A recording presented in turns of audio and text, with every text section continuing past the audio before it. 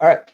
Hello, everybody. We are live on the internet. My name is Leva Fed and Dragons, and welcome to the Golden Feathers of Tiantang here on D&D Vibe Tribe Productions. This is season 3 here in 2024. We are the first show to go live, actually, on the community and on the channel. So, welcome. If you're watching us on Twitch or on YouTube or on Facebook, thank you so much for joining us tonight. If you're catching the VOD afterwards, thank you so much for checking us out. And I was told at some point we may also be a podcast. So if you're listening in driving down the highway, welcome to you as well. So we're going to get straight into things this evening. We're going to go ahead and go around and introduce our cast. If they could unmute themselves or make sure that they're unmuted, that would be great. We'll do a little bit of intro work, and then I will do a quick recap. When we got this group together, we did a set of one-shots where we kind of played through a few things to get them kind of together and warmed up to be prepared for this season. So without further ado, we're going to go around and introduce the cast, and we're going to start eeny, meeny, miny, mo over there with Zencho. Could you introduce yourself? Tell us what you're going to be playing and one interesting thing that you're looking forward to at the beginning of this game. Hi, my name is Troy. I'm playing Zencho, Tabaxi Kensei Monk, and I am looking forward to going so fast that our DM is incredibly annoyed. That's evil. Just remember, the bad guys can do cool things too. Yeah. All right, meeny, meeny, miny, mo. We're going to go with Miss Prezira. Hi, I'm Jess. I'm playing Prezira. She is a half drow elf wildfire druid, and that is a mouthful. This is my first campaign, so basically I'm just looking forward to learning more about this and having fun. So I will be annoying you all. Yay! Hey, congratulations on your first campaign, and we will drag you along with us kicking and screaming the whole way. All right. Next up, we have none other than Shiro. If you could introduce yourself, please. Hey, I am Dakota or Shiro. I'm going to play a character named Not in this, and we'll get to meet him a little bit later. But I'm very excited to play his subclass, which is commonly believed to be overtuned, but I've never tested it. It's okay. We will tweak accordingly as necessary, sir. So, all right. Next on the list, I think we're going to go with Bull. Hi, I'm Bull. I am playing. Turn your audio up a little bit. One moment. See, we tried it. First night. We tried it. Night one. Good lord. Night one. It's all good. Hi, I'm Bull. I'm playing a mountain dwarf named Groundgarden. New class. I don't remember if you want all the class details or not right now. You don't have to give everything. Yeah, you cool. don't have to give Then everything. we're just a mountain dwarf. We're obscure. We got weird backgrounds. We got confusing. We got confusing backstory, and it's fun. It'll be exciting to figure out. I'm most excited to figure out what the fuck my character's voice sounds like. Pardon my French if we need to bleep that. Also very bad about that one. This is a huge proponent for cussing on this stream, so just anyways, continue. And yeah, figure out what my character's voice sounds like, because that's going to be a work in progress, and we're going to see where it goes. I love that. I'm a firm believer in through a campaign, a character's voice finds itself. And there are many iterations from night to night on what that could sound like. You just have to go back and look a few videos from me from Gods of Relaya to find that out, because dear God, Reggie had a few versions of himself. All right. He was Australian. He was Scottish. He was just kind of everything. Anyways, enough reminiscing on old stuff. On to the new stuff. Amador, could you please introduce yourself? Oh, hello, everyone's in the internet place. I'm Amador or Michael or whatever it may be. I don't know what flavor we're today, but today I am playing our lovely owlin named Reese Inkfoot. Love that.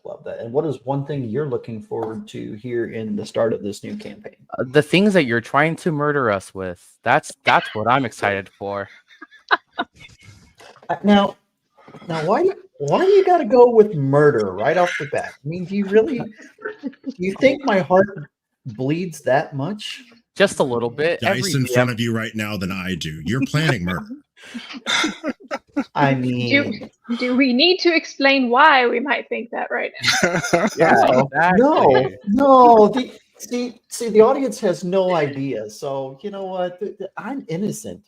I'm holier They than will thou. learn.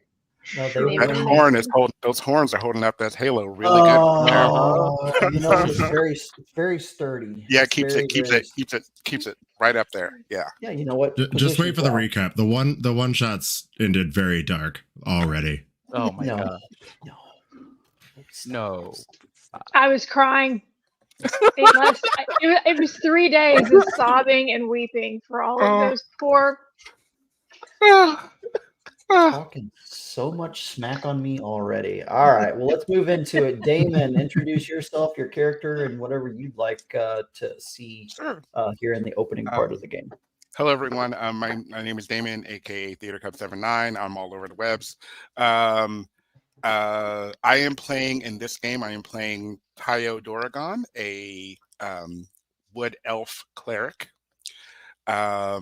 And what I'm looking most forward to is Tayo is very much be a light in the darkness. So I am very much looking forward to being that light.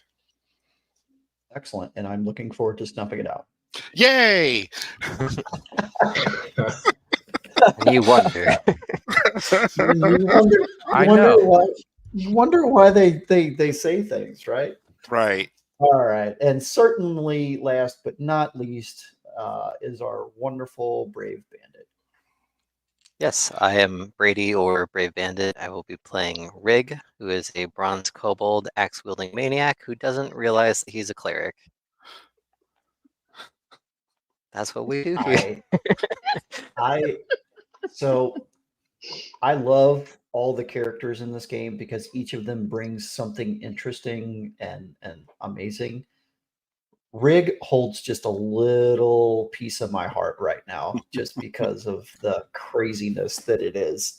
I can't wait to see how Rig interacts with each character during this campaign because it's going to be fantastic. It's the first time I've heard you say that he doesn't realize he's a cleric, and that just like I already love Rig, but somehow that made it make it's even better now. For those that don't know, we all love Rig. Rig almost fucking died from the party. I didn't die, and he almost killed a party member. Yeah. Yeah, preseason was crazy. It was preseason was bonkers. Preseason was a little crazy, you know, a little wild, but you know, I mean, it is what it is. It is what it is. So, all right. Well, what do you guys say now that the introductions are over? What do you say we jump into things and I just give a quick little interlude of what the Golden Feathers of Tiantang is all about?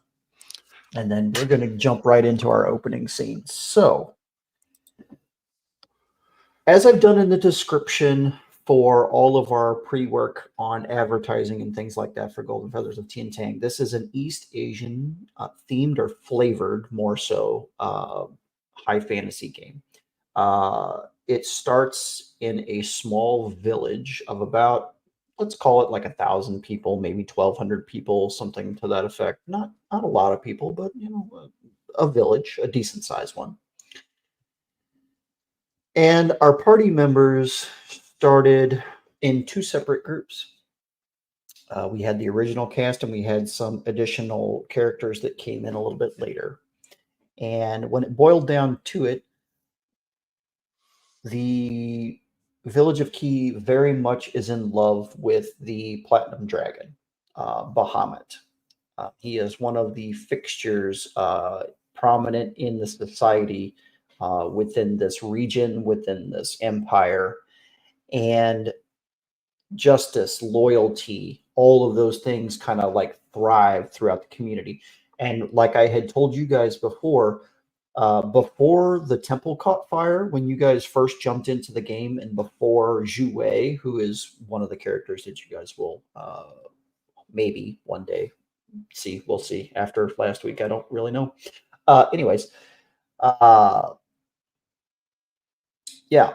So the people really love Bahamut. They worship. They come to the temple. All that kind of stuff. Well, these guys help put out a fire at the temple.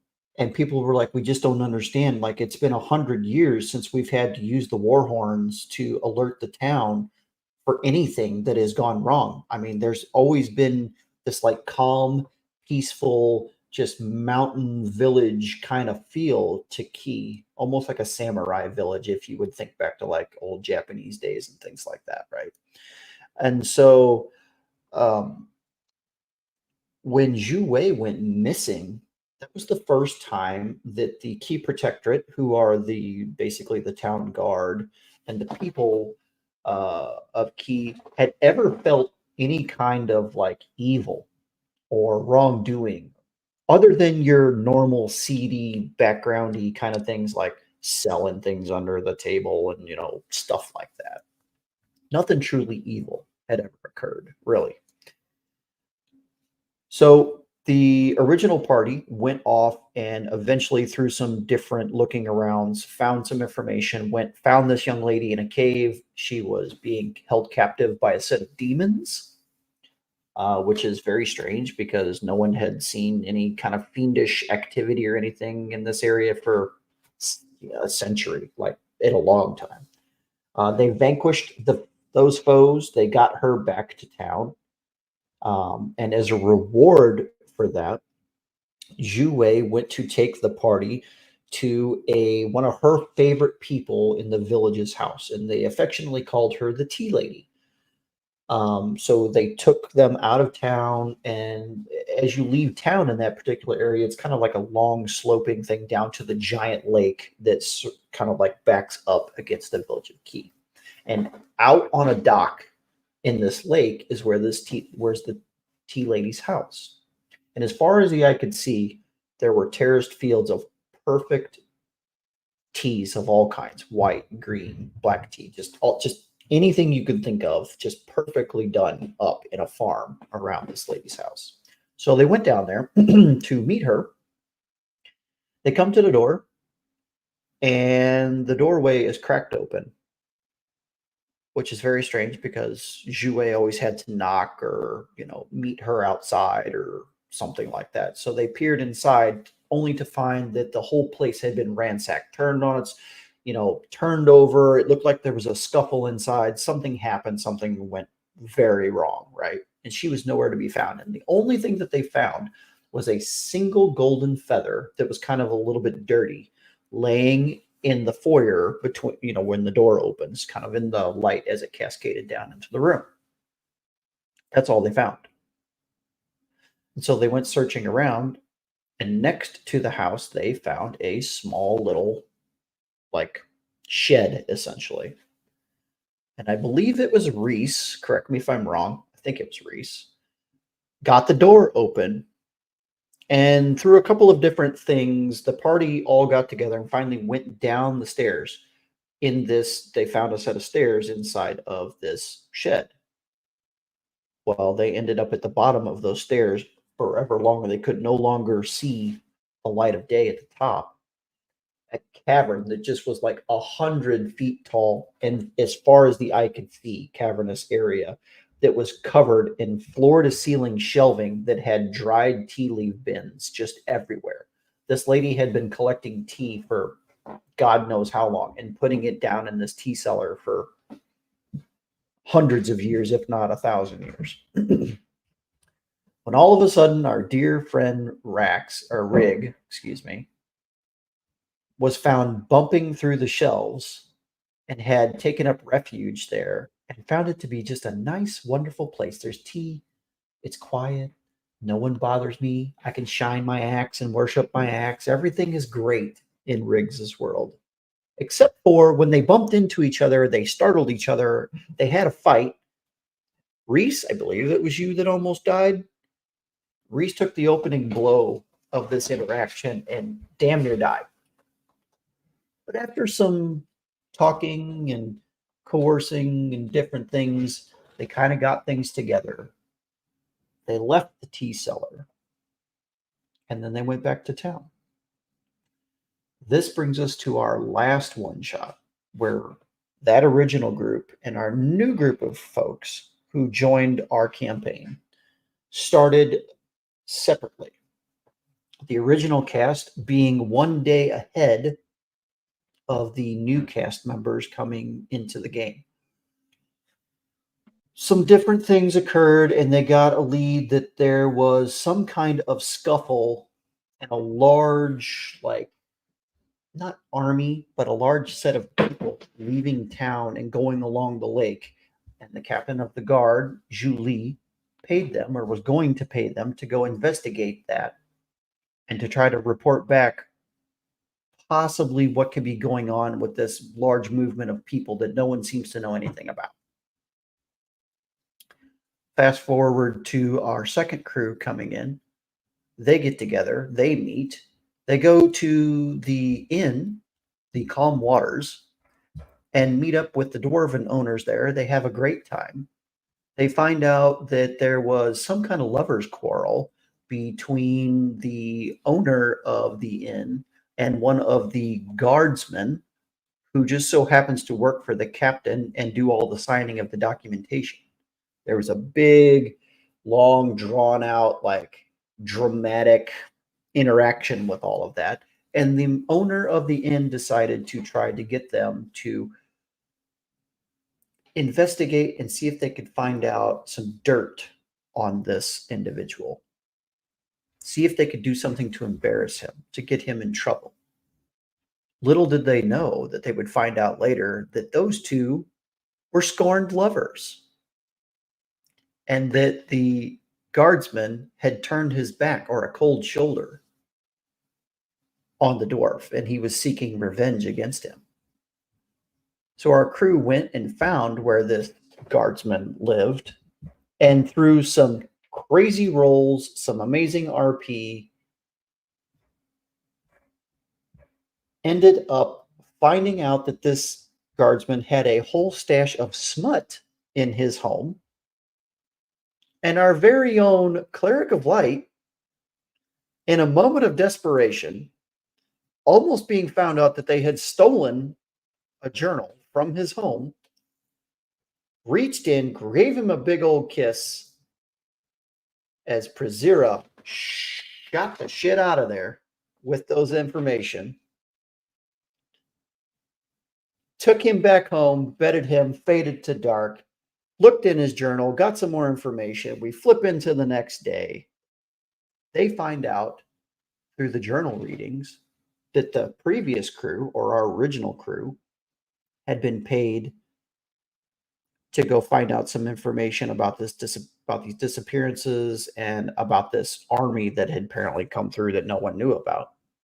But they had gone missing. They hadn't reported back. No one knew what happened to them. So just like Jouet the few days before, now we have another disappearance. And the captain of the guard once again comes to them and goes, "Things are crazy. I don't know what's going on. Can you possibly go and help find out what happened to our original crew? You know, they haven't shown up. We don't know what happened." And so the next morning they set out, and they traveled and traveled and traveled to the northwest. I always have to think of the map and then like what direction I wanted you to go, and then I know which way direction I sent you. So if I ever do that, that's what I'm doing, you know, telling on myself. So they finally find the end of the trail, a single dirt path through the woods off the main drag, and they come to a manor. And for the sake of brevity, they break into the manor, they search its insides and confines, and they find our original party hanging inside of cages with a mechanism that is slowly bringing them towards a fire. It's going to drop them into the fire and kill them. Through some quick thinking, they break some of the chains and different mechanisms, releasing them from their cages. And as soon as they release them from their cages, this ominous voice starts to ring out. Sourceless. They all gather together and they start hightailing it out of there as these shadowy entities start pulling out of the wall after them. And they escape by the narrowest of margins from being sucked back into the mansion. They return back to town. They have some more fun and interesting interactions. Some go to sleep outside. Some decide to go upstairs and go to bed. Some stay downstairs and drink and eat and fornicate and have a great time. And then the next day occurs. And as they're looking around and trying to figure out what to do and find some answers to some of the things that the guardsman, the one who had the journal, some things about that. All of a sudden, Prazira and the crew just kind of noticed that the day is like, it's daytime. It should feel bright and cheery and like light. And it just kept getting a little darker and a little dimmer. Until all of a sudden they turned and were looking at each other and they noticed that there was this like sourceless rumbling of thunder. And then a flash of green and black lightning strikes the lake and strikes the mountainside. And all of these black clouds just start forming over the village of Key and in the valley across the lake and up over the mountains. Gramgarn, runs to the gate, scales into a crow's nest, and is peering out over the lake with this 13-year-old young human boy cowered in the corner. As you see this shadowy, almost Dracolich looking dragon-like entity flying through the air. And on its back is riding this behemoth of a square-shouldered figure with long, jagged, pointy fingers. And as it settles over this village of Key, its shadow casts down upon the temple of Bahamut. Its icy, dagger-like voice echoed out across the village, proclaiming that the Platinum Dragon was no more, that they were now the sole owner, the sole leader, the sole power of the world, and that they will do his bidding, and they will cower in fear, and they will live no more as they did before. And with that, and just before that, Gromgarn, sitting in that tower, staring at all of this in amazement. The other crew running back to the calm waters to try to grab Vala, the sister dwarf, and the owner of the inn, which you guys never asked the name of, which I have wrote down. And we might get to that. We might not. I don't know. But the male dwarf. They ran off to try to find them and seek shelter. And the entity opened its hand, and off of each finger started to fly these like green and black wisps of smoke. And they just like, and all over town, and just like the Death Eater, like flowing smoky trails, right? This is not, we are not sponsored by Harry Potter or anything like that. So, anyways. And all of a sudden, it rotates its wrist over, and all of those wisps turn and fly straight into the ground, exploding every single building in town one at a time. Pieces, rocks, wood, windows, people, horses, carts, scattered everywhere. Blood, sweat, fire, scattered amongst the rocks, scattered amongst the trees, floating down the small river that runs through town. And as the last building standing, the calm waters, the entity once again raised its voice. You serve me now. It again rotated its wrist in an upward position, lifted its fingers, and the entirety of the two-story structure ripped out of the ground and was raised into the air. And as it raised into the air, this entity looked at it. And then with no remorse, crushed his hand together, and the entire building imploded on itself and then scattered to the wind with a billion pieces. And as Gromgarn starts to fall from the tower, 5, 10, 15 feet, impacting the ground, he rolls over to meet face to face with a family that was cast out of the building next to his. And he blanks out, passes out.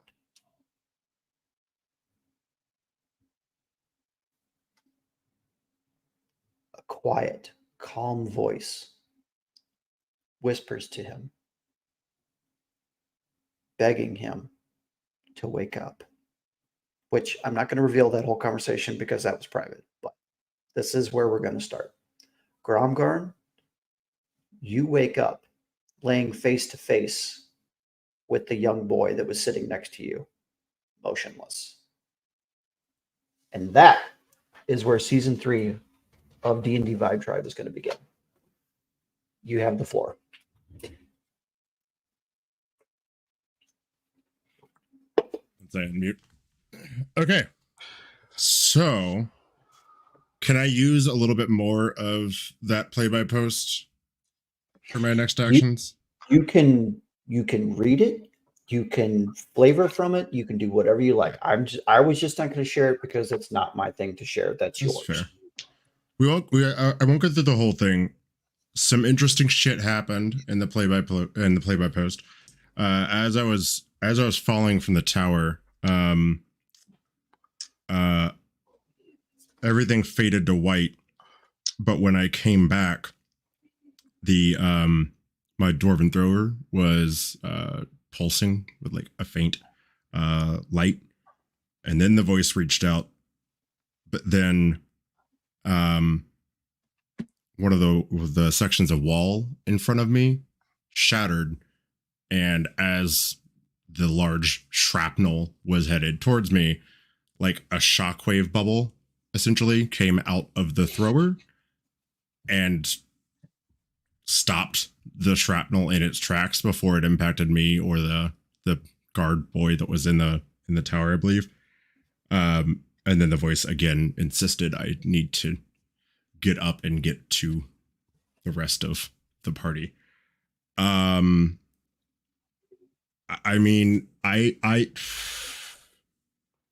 can I do an Arcana check or something and see if there was anything that like felt.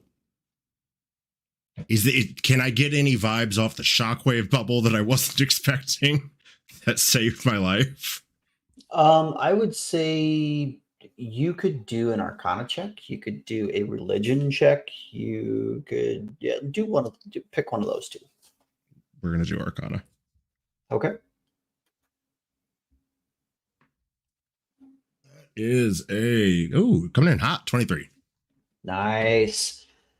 Okay. You know some of the lineage of the Dwarven Thrower, which you possess, right?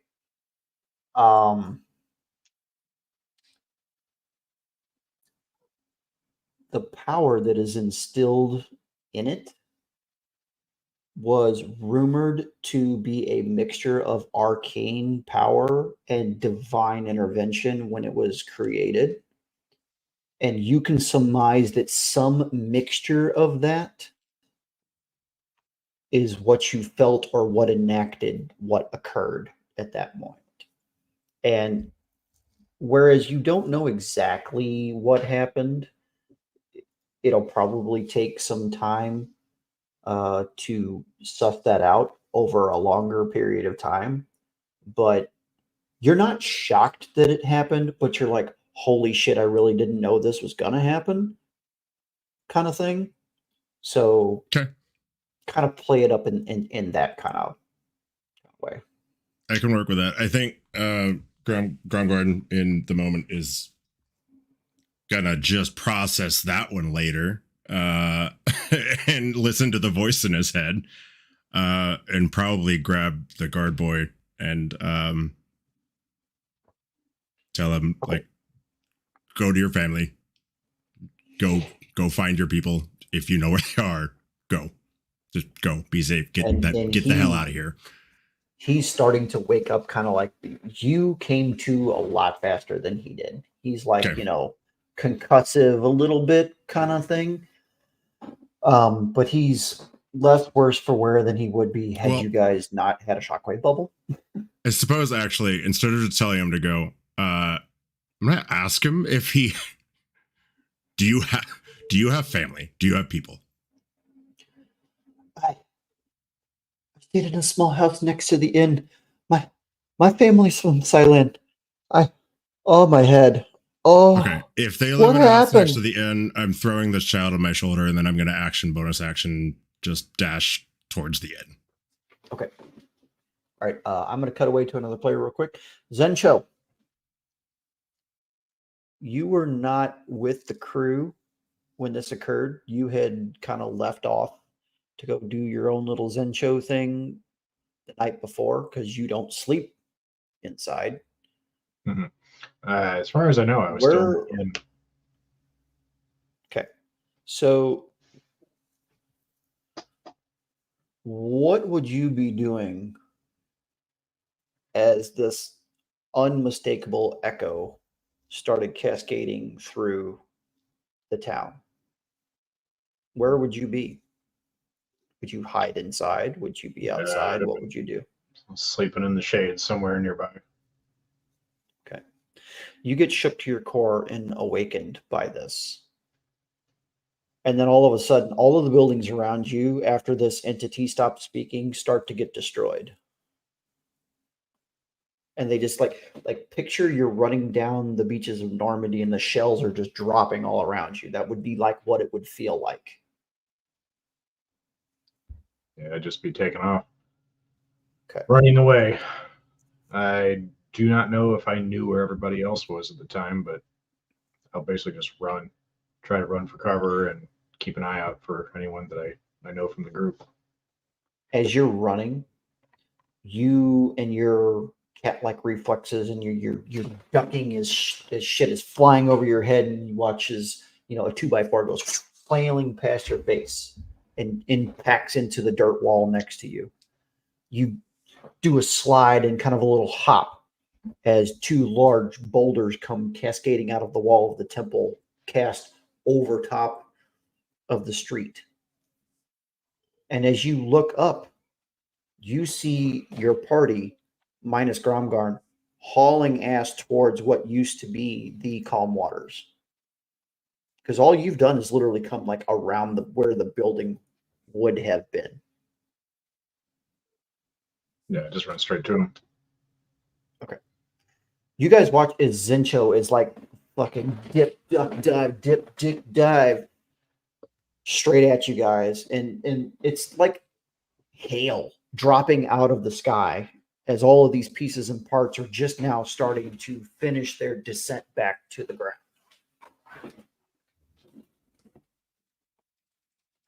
Are you still headed to the calm waters?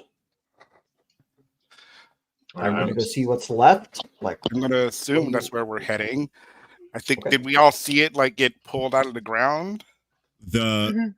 As they were going there, as I told y'all to run, as Graham told y'all to run there, I remember we had gotten information at the time. Either that or before we left, we told them to go to the cellar. The root cellar. Or something. Yeah. Yeah. And it was the 2-story structure that Well, I don't know if y'all saw that. I saw the 2-story structure, not including the root cellar. Good. So there's no place in Key that you could have been unless you were like buried in a fucking cellar somewhere that you would not have seen that Yeah. lifted off the ground and then literally imploded in on itself. So we would have. This is We a would lot have to been take in. running. Yeah, we would have been running towards the calm waters, and we would have probably seen it like get lifted out of the ground as we were running, but we still would have been heading that way. I think that's the best way to put it. So maybe looking for the people that we needed to find. I know we have Zincho heading this way, but Okay. As you guys make your way to like around the street, and you and Zensho kind of meet at the base of where you, because the calm waters had kind of like a couple steps up into where the saloon door would open, and so that little lip of dirt is still there, but the building is gone.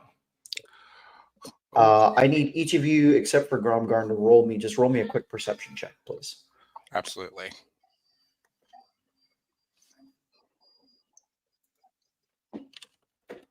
$25.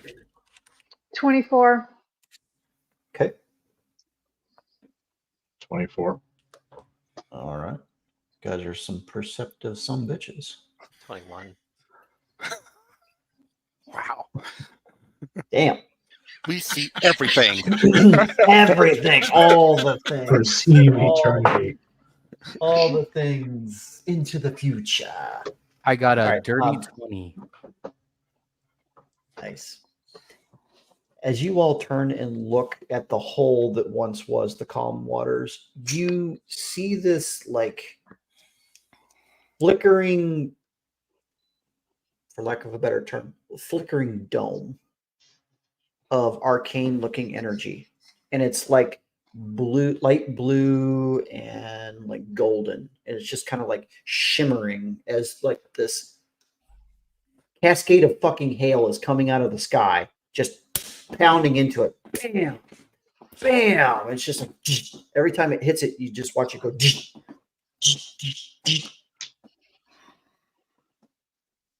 Protection. So something is there. Yeah. Yeah. What do you do? And now you start to hear the screaming and the crying and the raging flames all over around you. It's just this chaotic, ungodly cacophony of sounds all around you.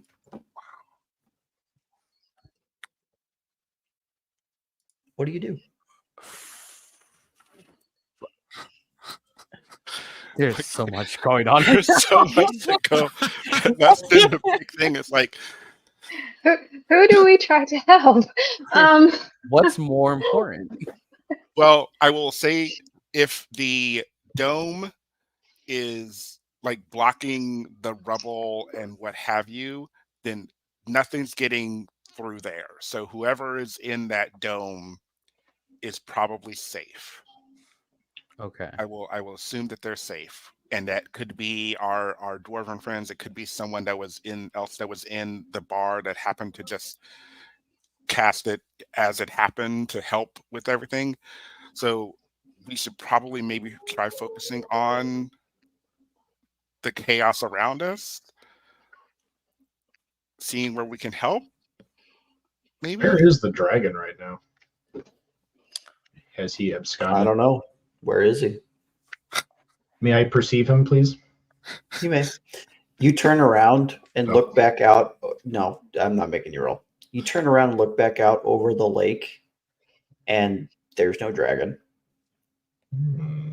There's no big bad guy. There's nothing. There's just dark clouds with intermittent green and black, kind of blackish green looking lightning striking the mountain and the lake. And that's all you see right now. But it is saturated with chaos all around. Okay. So Dragon is gone, but his damage lives on, essentially. Right. I mean, at the moment, that's what you perceive. Can I, in the immediate vicinity, I mean, are there any children like lying around, hurt, wandering, dazed, just in trouble? You look to your left. There is a small, probably 7 or 8-year-old girl holding a baby doll. Oh, And to the right of that, there are 2 teenagers who are trying to carry what looks like a grandma or a grandpa down the street. I'm going to run to the little girl, prioritize the children, and just. Are we near the edge of the, I guess, danger zone? So the calm waters is kind of like in the center-ish of town, okay.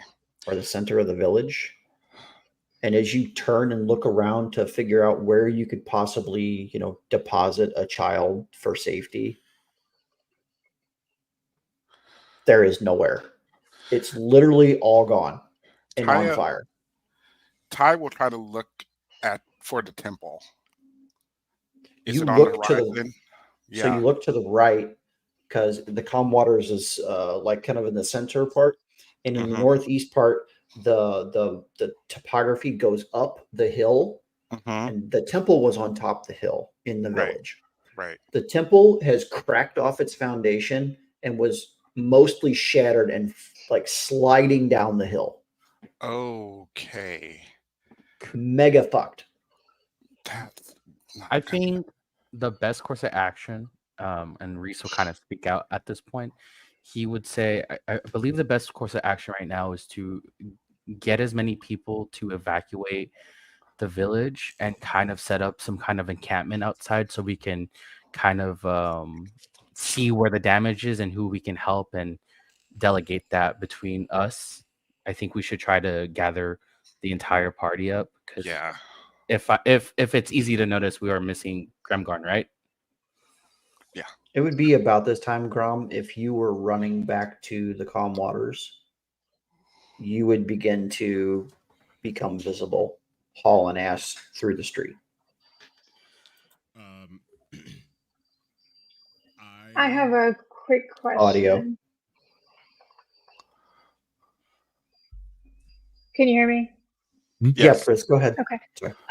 The dome that is over the calm waters, is it a solid, impenetrable structure? Because you were assuming that it's protecting people inside. Can we carry people inside of the dome for further protection? You would have to crawl up onto the dirt embankment and try to look in to see if you can see what's going on. But from your vantage point, kind of below it and in the street, all you see, it's kind of subsided by now because gravity's done its thing and all the shit has kind of finished falling out of the sky. So it's not like being struck and shimmering anymore. It's just kind of this like semi-translucent kind of structure that you see, and it is very arcane in nature. Can I go and check that out? See if it could be of any use for further assistance? Sure, you can crawl up there. All right. So go ahead. While I'm running up, I'm probably just gonna start shouting to them, essentially like, they can come with us. We gotta go.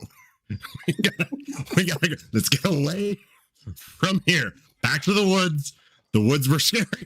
We're going back to the woods because it's not here. The people can come with us. We will find a place for them. So away from the temple and away from the town, away from this shit. I would like to, before I'm that far away, because if I'm running up towards the end, what did my cat just attack? Roll a zoomies check. It's not like screeching metal. No idea what you found. Anyways, if I'm running up towards the tavern, am I running across, or am I in sightline of the bridge that the last time I looked at it was eerily to pristine? You, from where you came, you would have had to run across that bridge to get back into that part of town. Because the Can river I- kind of bisects town, and you'd have to run over it to get into the center of town. Would I need to do another history check on the stonework to see if anything about its like arcane? Because the last time I did a check on it before the attack, it had this like arcanely pristine property. I essentially, Grumgren wants to know if it takes extra time, doesn't care. If it's possible to like get a quick glance of has the arcane nature of the structure of the town changed from before the attack. Sure, go ahead and roll it. My proficiency +3. What is this history? Yeah. Oh, that's 9, 18 with the dwarven stoneworky bonus.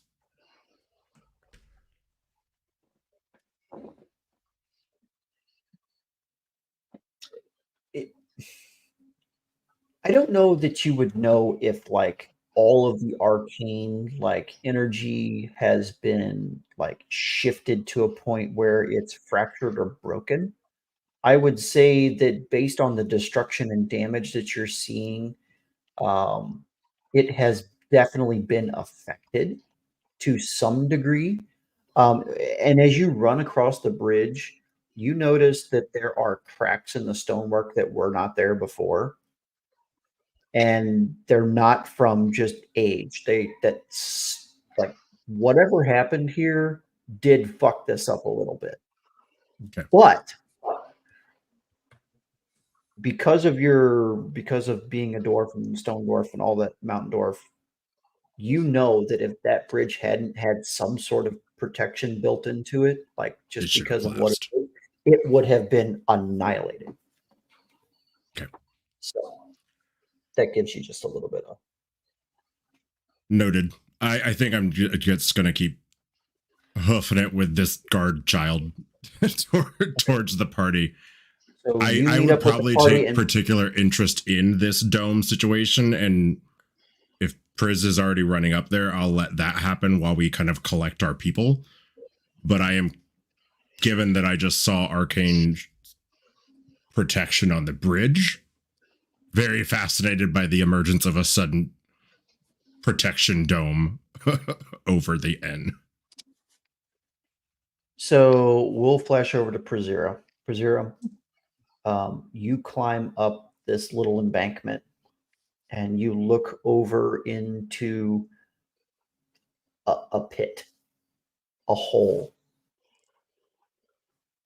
You see 3 figures. You see 2 shorter figures. And you see 1 skinny, taller figure. Not super tall, but like kind of lanky-ish. Okay, so possibly our dwarven barmaid and Possibly. You Innkeep. could push further if you like to see what you can figure out. Okay. Should I just do an investigation check? Yeah, absolutely. Go for it. All right. If you can find a way, like, does it look safe to try to touch?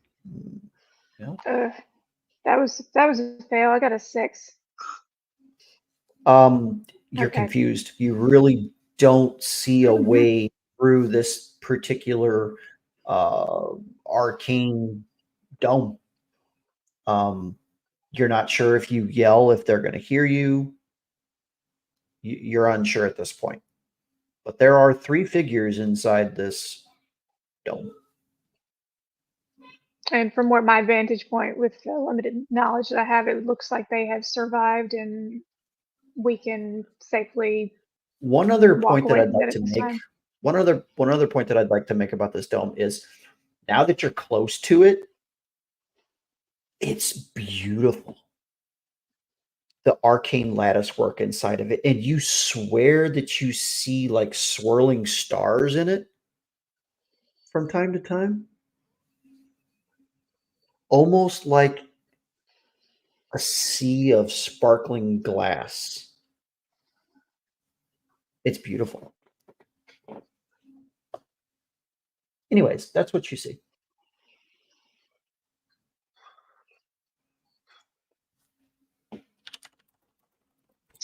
Is everything okay there, Priz? To be honest with you, I do not know, but I suddenly do not want to leave. Are there people in there, Pris? There's 3 people inside. Can you point about to where inside they are? They look to be dead center in the middle of a pit. In traditional Gromgarn fashion, I'm gonna throw the hammer. I'm gonna duck. Yeah, I'm gonna throw it in like whatever the opposite side of the dome is from where she just told me the people are. Is that possible? You throw it and roll me an attack. Roll me an attack Oh roll. Lord! Oh my, this can go so wrong, so My bad. ass is on the ground right now. I want to see if stuff will go through it. All right. That's gonna be. It's not as nice as I would want it to be. Damn it. Wait, 13 to hit. Okay.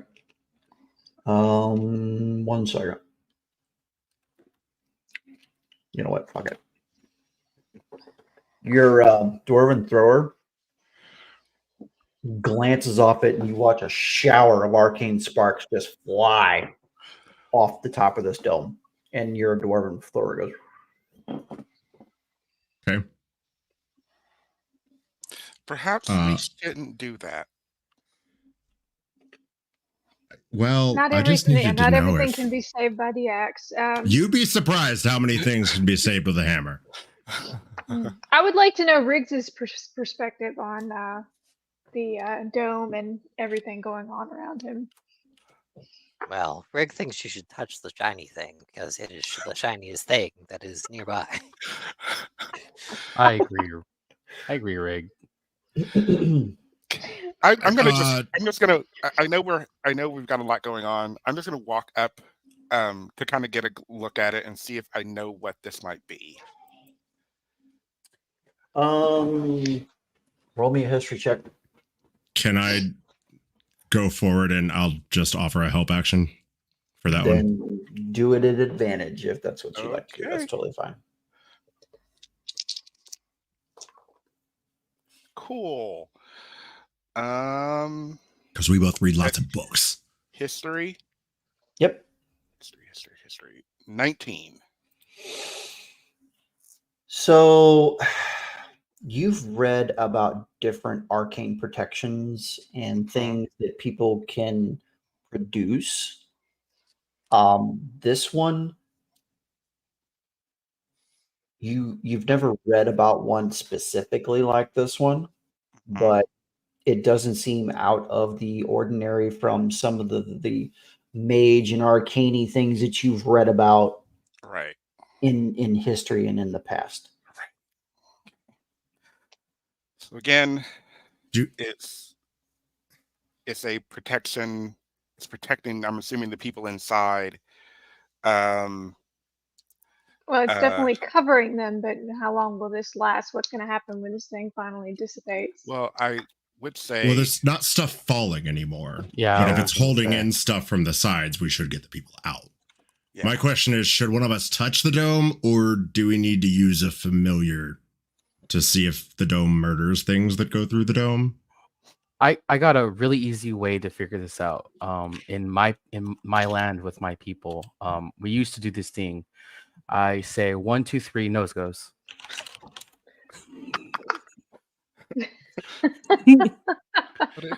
Zencho will run up and Big swat it. wonders if Riz has.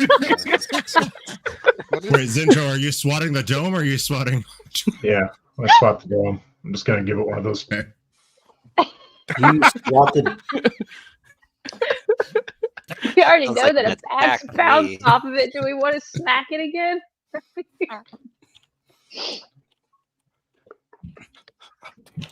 I'm gonna try to damage it. Just give it a little just a little Little paw. exploratory pop. Yeah. When you pop it with your paw, roll a dexterity saving throw. Oh, and that. That's a 23. Lands on his feet. Sorry. You take 1 point of lightning damage as the dome shocks the piss out of your finger. It's lightning. Lovely. Okay, given I was- Friz's experience with things randomly exploding around her, I think we should maybe focus on helping those helping who are people, outside yeah. the dome. Yeah. Let's save some people. So yeah, let's start. Zencho, after Mhm. your hand glances across the bubble,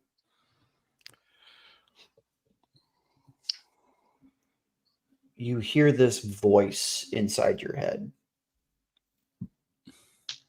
And it just very quietly and very calmly, in an almost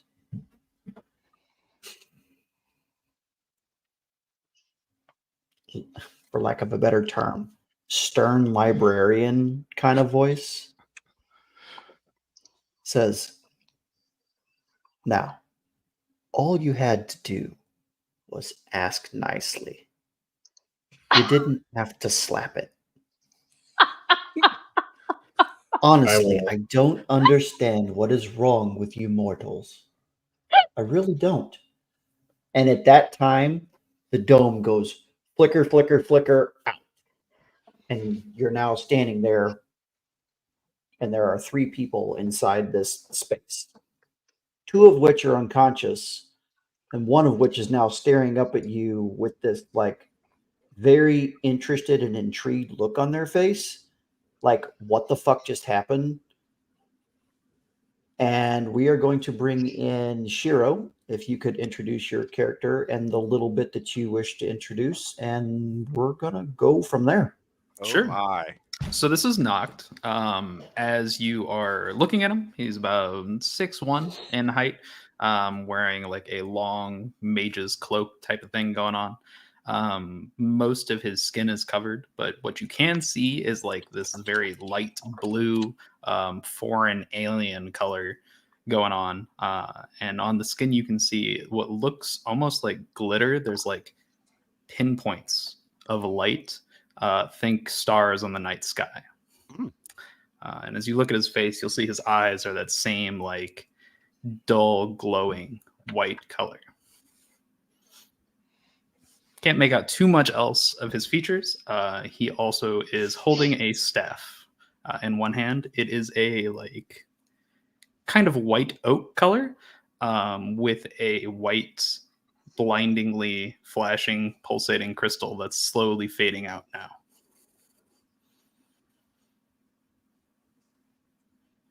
Hello, friend.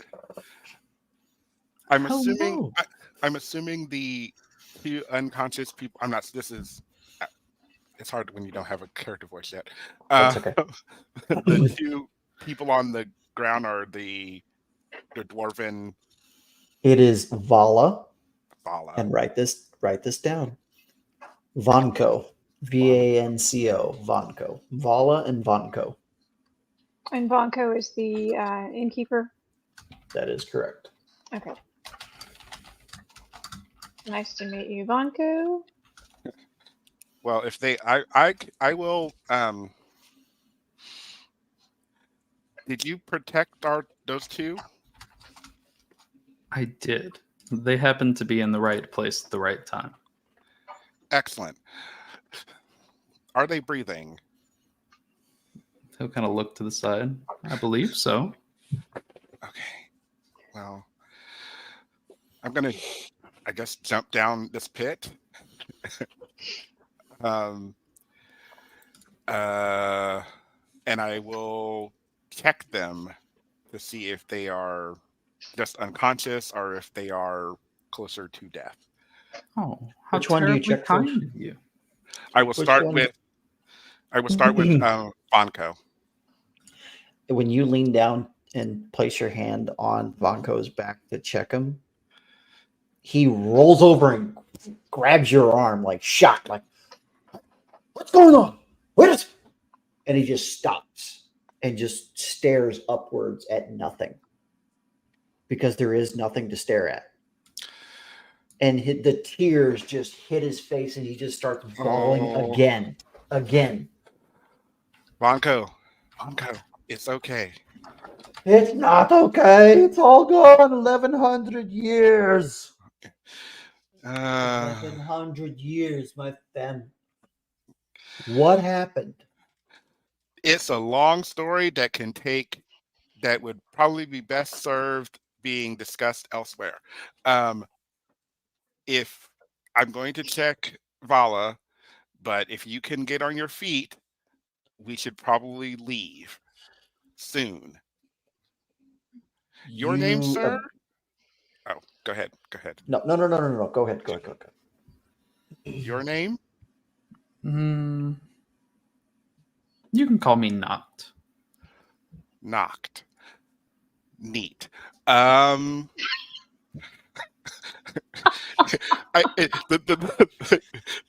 Ty has this moment of like, it really took you a long time to say your name, so I don't know if this is actually your name, but he just thinks that. But anyway, if I think we should leave. I'm sure you saw the horrible things going on in the city. They seem to have passed, but I don't think the city is safe anymore, so we should be leaving. Oh, that wasn't common here. No. Not until very recently, no. That just sort of happened. Yeah. And that's probably another. We need to figure that part out, why that happened. But that's maybe a later conversation by a fire in the forest away from here. Oh, is this an invitation? In the middle of all Depends. of Are you a vampire? just gonna shout again. Seriously, you're a Wyvern, there was vampire, a it's an dragon. invitation. Town destroyed. We should go. You person, fine. Knock. Come with us.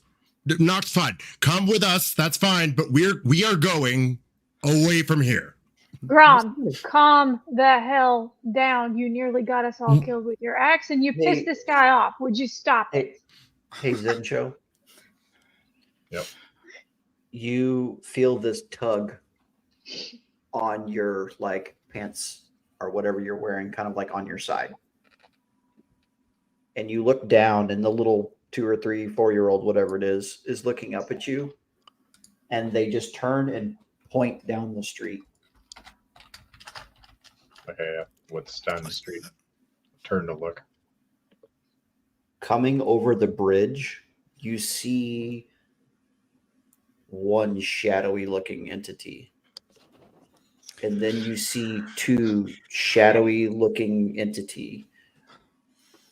And another. Like a creature, like emulating, or like a cloud? Or both? Think kind of both. It's kind of like flickering in and out of being like corporeal and not. Okay. And as you look past that initial set, you see another couple sets dragging people down the street with them. Oh, good. We should go. Immediately pick up They're that girl, friendly shadows. set her in the lower part of the ditch that we're near. Or pit, whatever it is. And then I will draw my sword, but I will not move yet. Okay. Is my sword giving me tingles? You get all the tingles. Like it's beyond stimulating at this if it ever gave you the sensation that you're in a lot of fucking danger, you're in a lot of fucking danger. Yeah. Okay, well, I'm going to turn and yell into the pit. Well, we should go. Yes. And take as many people with us as we can. That sounds good. Well, So, will this protect from it's gone. shadow demons?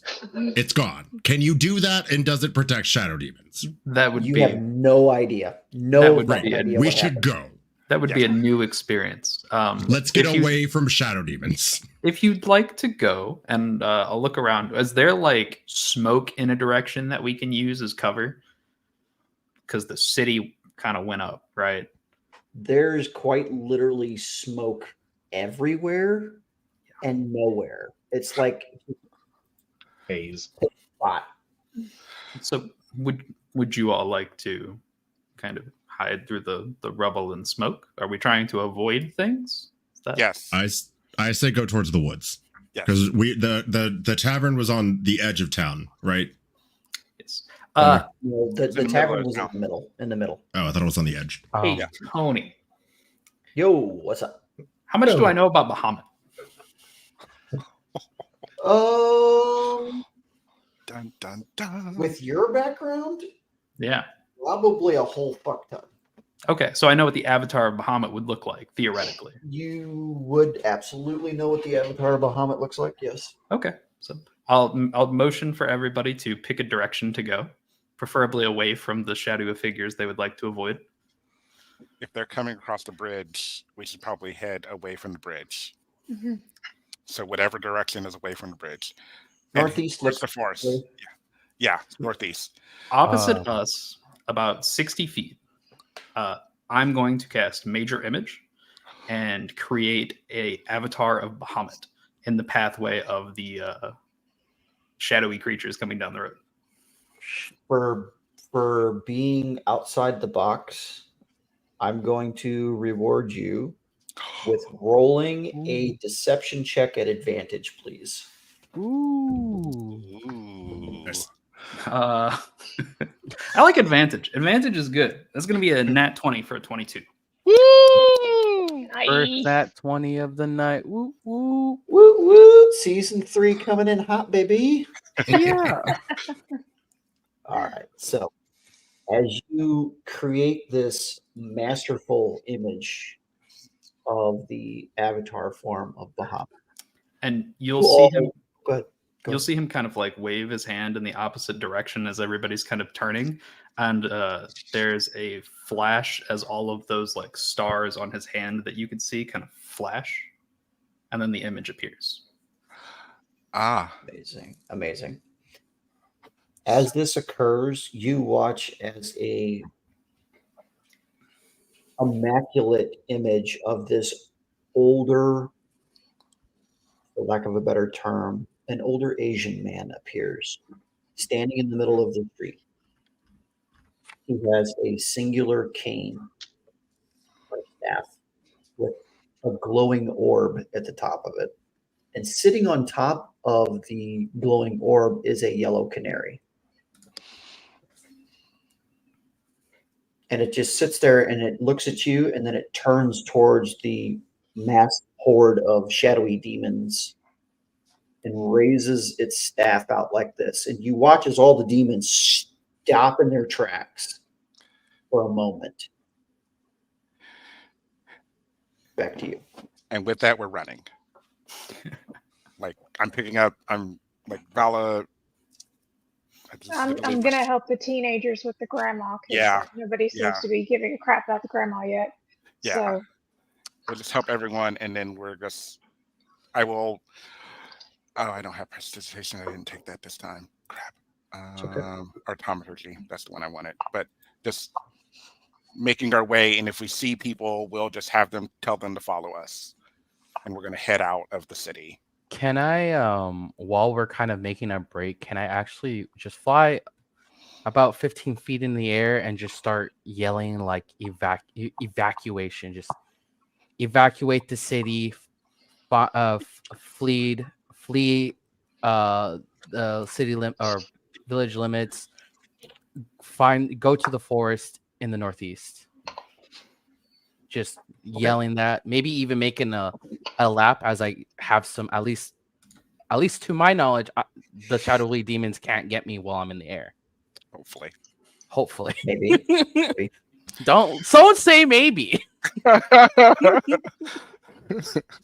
Maybe not. Hopefully not. I was gonna say, but Hopefully not. But yeah, hopefully not. I'm gonna try to like quote unquote sound the alarms to evacuate towards the northeast. Cool. So over the next short period of time, who wants to roll a D100 for me? Go for it. Roll a D100 there, knocked. How about a 26? You are able to evacuate 26 people from the city. Yeah. Hey, listen, There may have only 26 been is 26 20 left. twice So, I a mean, lot of people. It is a lot of people, but there's always the thought of it could be more. There could always be more, but you can't always save them all. No. 74 more. So as you guys Who needs them? They're not important. So as you guys pull the lot of this lot of people out of town and you usher them to the northeast down the road, you turn, and as you crest the last hill before Key drops out of sight, you all turn and you look as the clouds now come down out of the mountains and completely envelop the village, and it is no longer visible from where you are. And the last echo of cries and screams fades into the distance. What do you do? I have that little girl on my back. I'm holding her elbows as we run. Nice. are the shadows pursuing us, or are they still distracted? No, they did not follow out of town. Good. Okay. Oh, what time of day is it? I know. Tayo, you tell him it's just before lunch. Yeah, just before lunch. That's all. It is a clear blue. It was. It doesn't feel like it's a clear blue day. Oh, It is now. is. Now that there's Oh, it Again. is. It no. Oh. Behind you Is Dark. devastation, and in front of dark us and is shitty. In front of you, clear. Paradise. how sharp of a line do can I perceive? Like, is this arcane in the sense that, like, for instance, looking at the bridge, Gromgar knew, like, this specific piece of infrastructure is this way because of arcane protection. Is there, like, a clear line of demarcation where the effect of that, like, is it like a storm front that just kind of fades away really quickly, or is there like a line where, like, it stops here? I'm trying to tell if we've moved into another protected space, or if we're just moving into a not destroyed space. You're moving to a not destroyed space. Okay. And we're heading into the forest, correct? That's what the plan was. You wanted to move into a forest. You are technically moving towards plains. Mm. Currently. We should move as far as we can as our injured companions will Maybe, allow us to do while we have daylight. Maybe a flatter landscape Is is there probably easier to take care of people with. is there something chasing us? No. And the area of damage isn't growing at all. Like, it seems stable. From your vantage point, you've gone maybe about an hour or so outside of town, maybe an hour and a half, something like that. You don't think that it is rapidly growing in your way, but you can't quite tell if it's expanding or if it's just slowly creeping out from where it was. Uh-huh. Okay.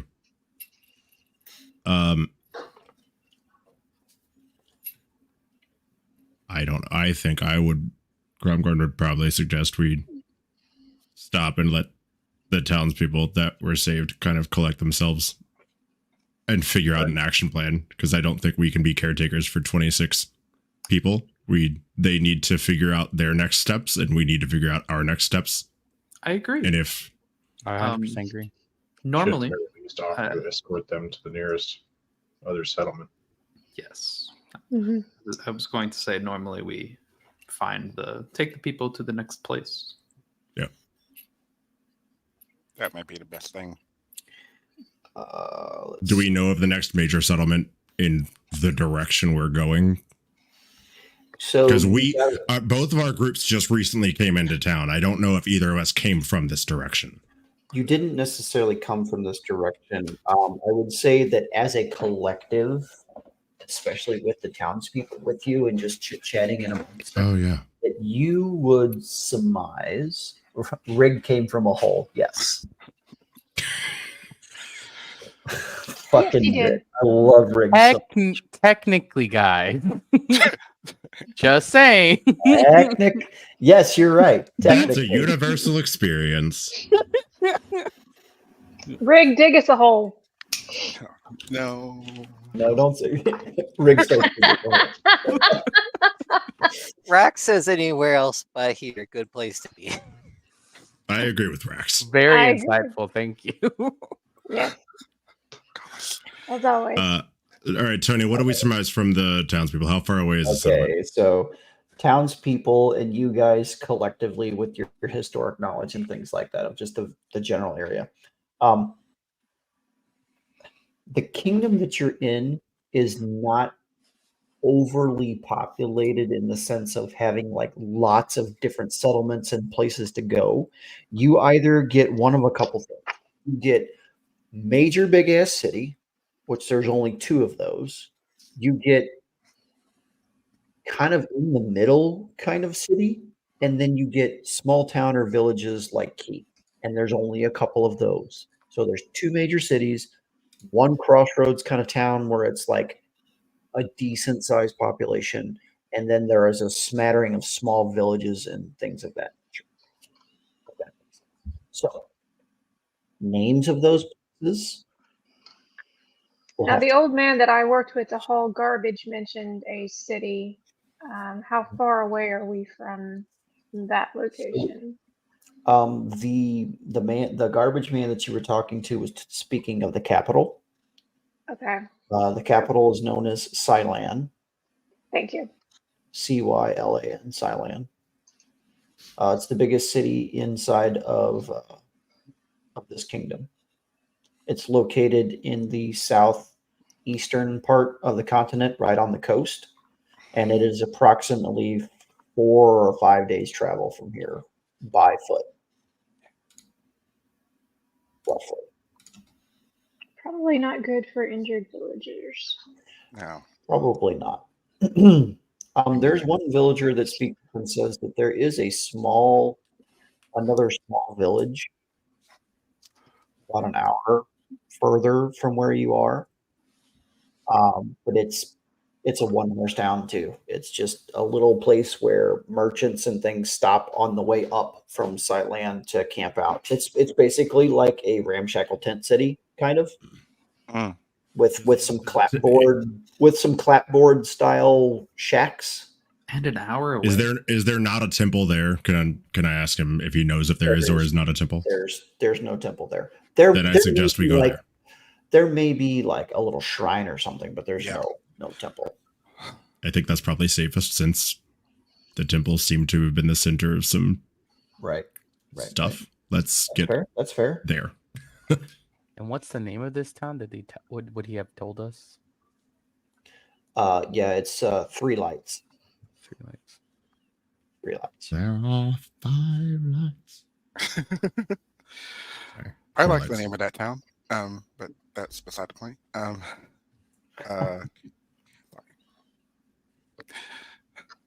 I mean, if it's only an hour away, it is probably the best place to have these people go, potentially find some respite before we determine what we're doing, if we're doing anything next. I mean, that's fair. But Groundguard would agree. Let's get these villagers to this settlement and then they can sort their stuff out. I would like to ask the collective mind of the villagers if anybody happens to know what the nearest town with a temple of Bahamut would be. Because I don't know what the odds are of one of these 26 people being a follower, but does anybody know where another nearby temple would be? 28. 28. Sorry. So We got the two next innkeepers. the next place with a temple would be the capital. Yeah, sure. 4 hours away. Okay. There are, well, you know what? No, we'll get into that later. Okay. And that, like I said, is about 5 days travel, give or take. Well, do we know where we're headed next? If we didn't have 26 people to take care of? No. I think Yeah. If this town's only an hour away, I would say we can escort them the hour and then have a discussion there. Yeah. So why don't we Get a table, have a drink, and Ask. kind of recollect. Yeah, that's fine. We could also camp. Yeah. I am a proficient cook. Have you all known each other long? Is this this is our first day. Bit of a trial by fire situation. Yeah, literally Oh. fire. I was saved by most of these people. Yes. Green I fire. threw the Ah. hammer a lot. So Yeah. hi, I'm Ty. Hello, I Ty. know Prazira and Graham. We met on the road 2-3 days ago, and made our way here. And we saved these three. And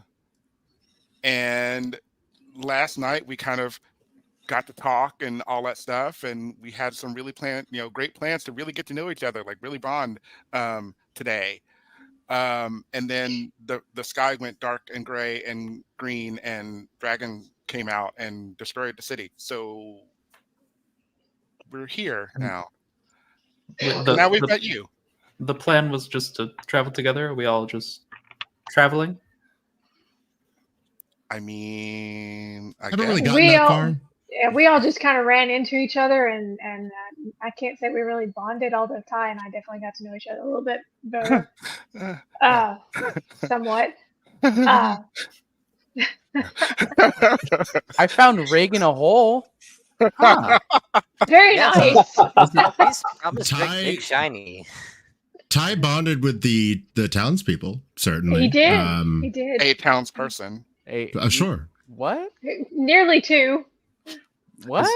is that At the same townsperson time. here? Did we No. manage that? Oh. I don't. Please I say don't- no. He murdered my mouse. What? I'm sorry. What? Excuse me? Let's find out. Let's Oh find out. God. Oh God. Let's find out. If He he's here, murdered I'm gonna your kill mouse? him. He murdered my Find out. mouse. Let's What find out. a If rude he's here, he individual. needs to run Right? because there's nothing stopping. Rig.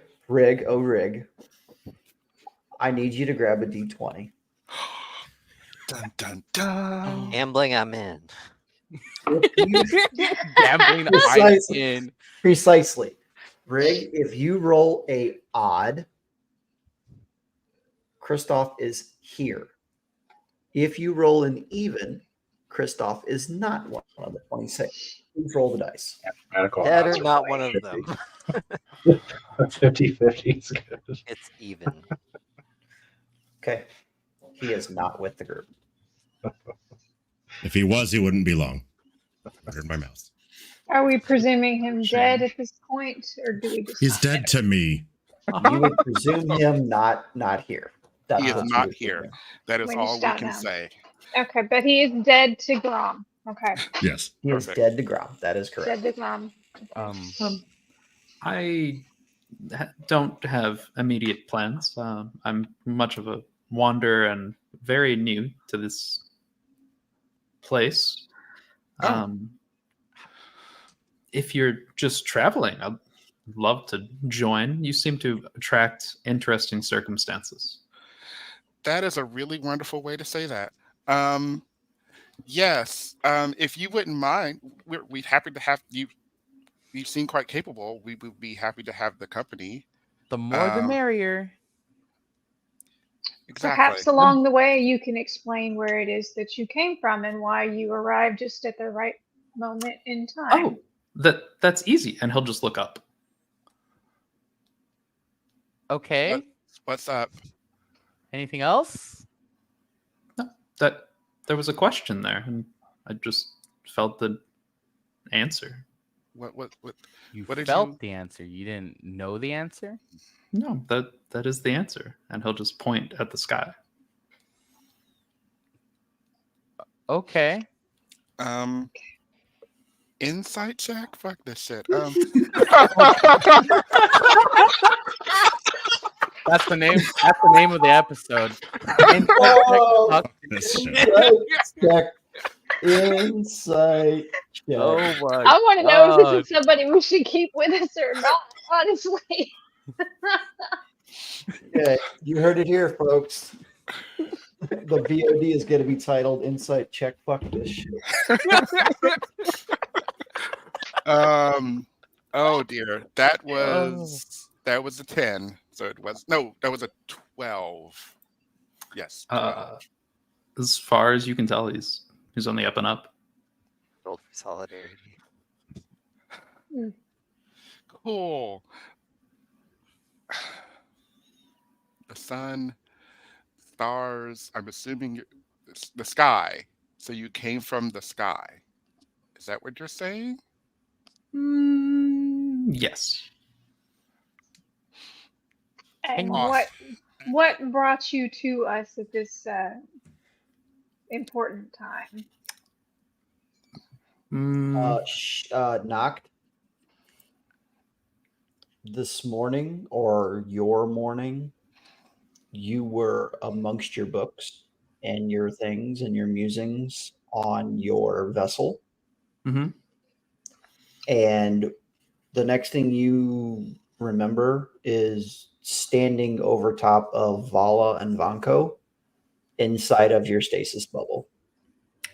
A shipwreck.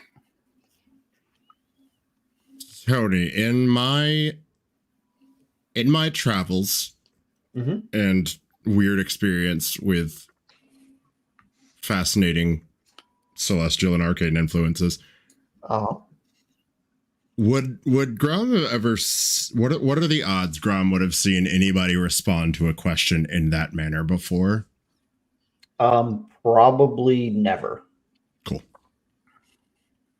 Probably never.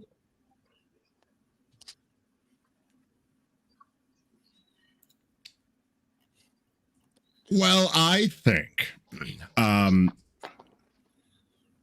Priz said it best the other night. We don't have to all go through our whole past at once. We can get to know each other in time. So I look forward to learning more about the vessel. You're welcome to travel with us. The bubble certainly seemed useful. My hammer made a bubble. So that's something we have in common. Bubbles. Bubbles. A lot of bubbles here. A lot of bubbles. So let's take our bubbles and head to the Three Lights city to help these people. I mean, we've been walking. I'm assuming we've been walking this way, but walk this way. Yeah. walking and talking. But Rex, have you ever been a bubble? Just out of curiosity. Rig. Well, Rig, But is Rax able to make bubbles? Can Rax make bubbles? Ooh, that's a good question. That's a really good question. Rax has no interest in bubbles. Bubbles, wrong shape. Fair. Rax does not have the ability to make bubbles. Okay. Rax like jagged shapes. Okay. Let's. I think Grom's going to sit down and say, "All right, let's talk about where we've been." Knocked, you came from up there. Up. Ty, you, Priz, and I came down we were coming down a path from like the northwest or something. I can't remember. You gave me a direction. I can't remember what it was, Tony. It's been a minute. No, I believe we had all decided that you guys came from the direction of Silan, which is Okay. Southeast. So we came from, the three of us came from the southeast. Nothing major of note other than, a number of bandits. I believe Zincho, Rig, and crap, Amadorn. Reese, thank you. Thank you. I was like sitting here trying to remember the character names. You both, or the three of you, you mentioned something about being near the water, something with lots of tea. So those are three places we know we've been: up towards the capital and towards the tea. As far as where we want to go next, we know that the Bahamut Temple seems to be a target for whatever dragon just went after the town. Ooh. It wasn't the dragon. It was the person on the dragon. It was the person on the dragon. Yeah. Did he give us a name? No, it was a shadowy feature with glowing red eyes, maybe? What do I know about Bahamut's enemies?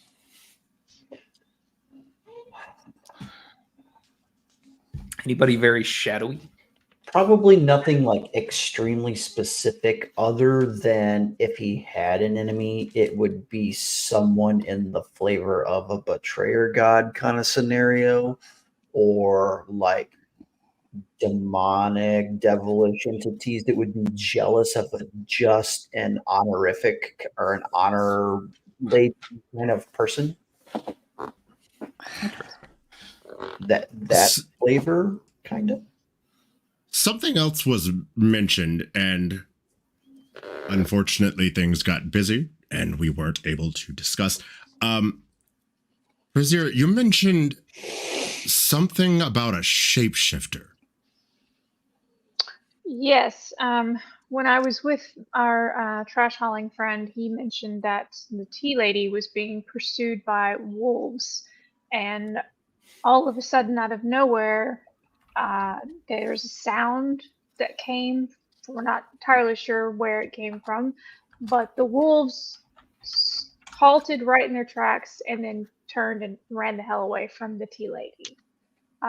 So I'm questioning whether or not the tea lady has some sort of abilities to possibly shapeshift. She's definitely able to scare off wolves, if I can tell you that right now.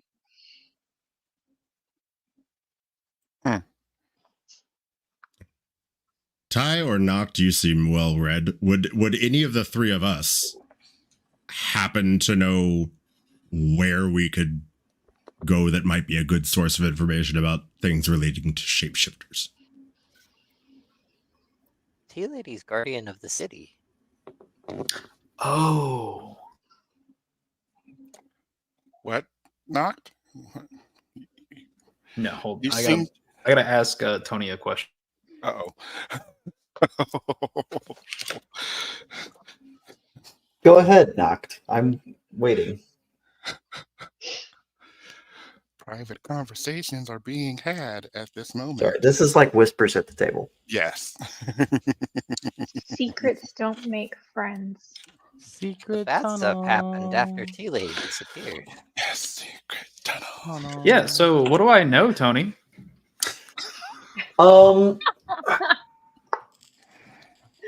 Roll me. You don't have the keen mind feat, correct? I do not. I do. Okay.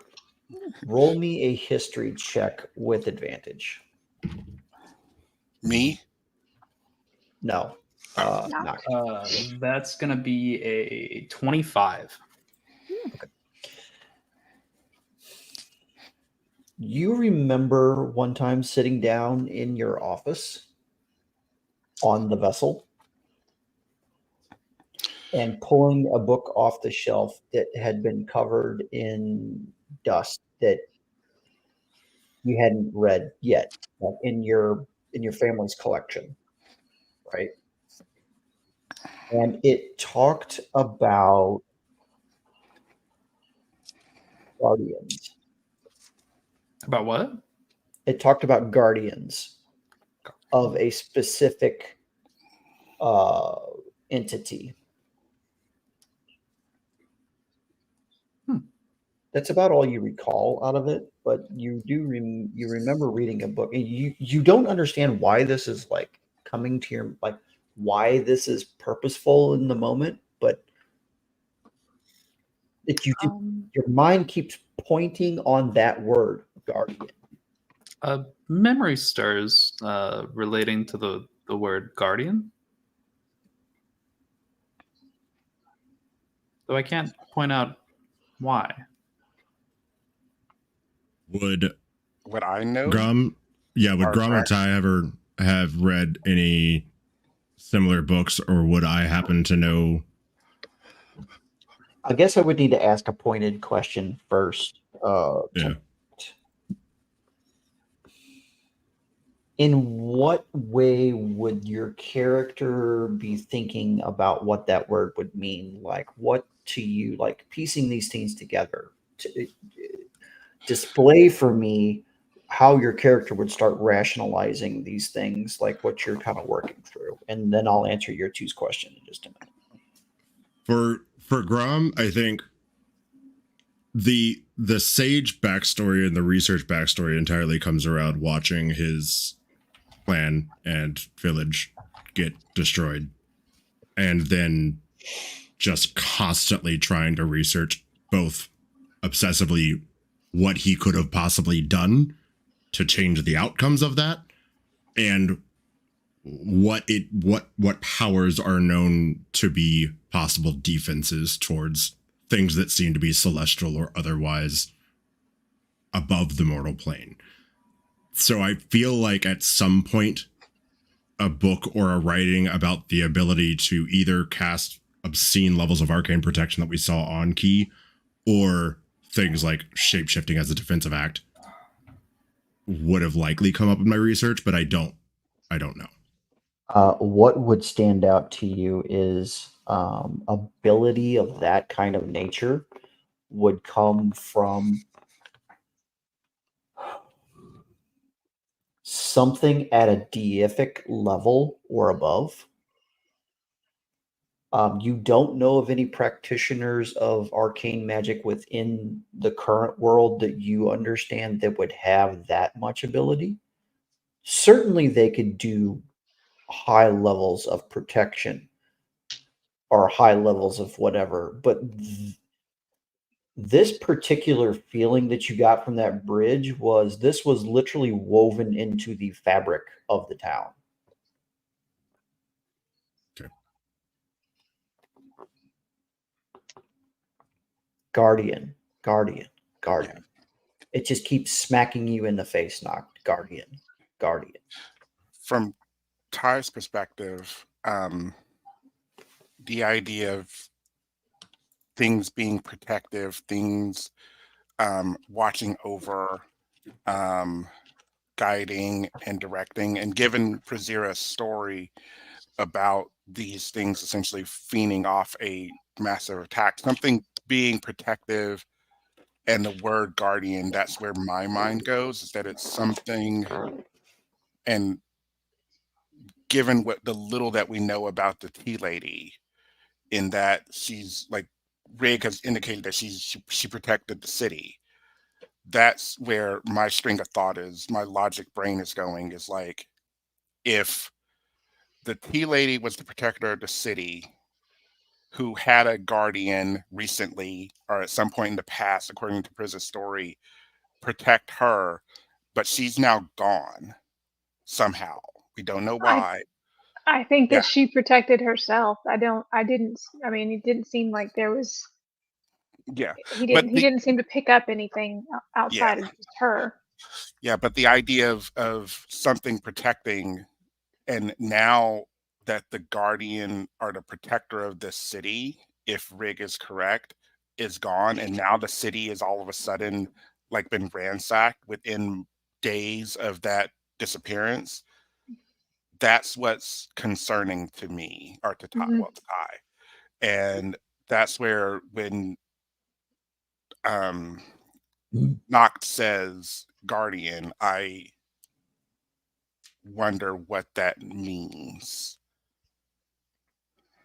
And if that Rex means says, go ahead. go ahead. Go ahead. Rex says guardian, not always tangible thing. Rick don't know what tangible is. It's something you touch. Like you hold racks, so racks is tangible. Oh, well, Or at guardian, least not tangible. We still have the ledger that was written in, was it written in Celestial or Abyssal? Abyssal. Mhm. Are there any references in there to Guardian shapeshifting? Anything? Okay. No, not anything particular. Not in Are this there any instance, maps no. not of key in there? Because there was the map with the kidnapping circle. Are there any other like external towns referenced in the ledger?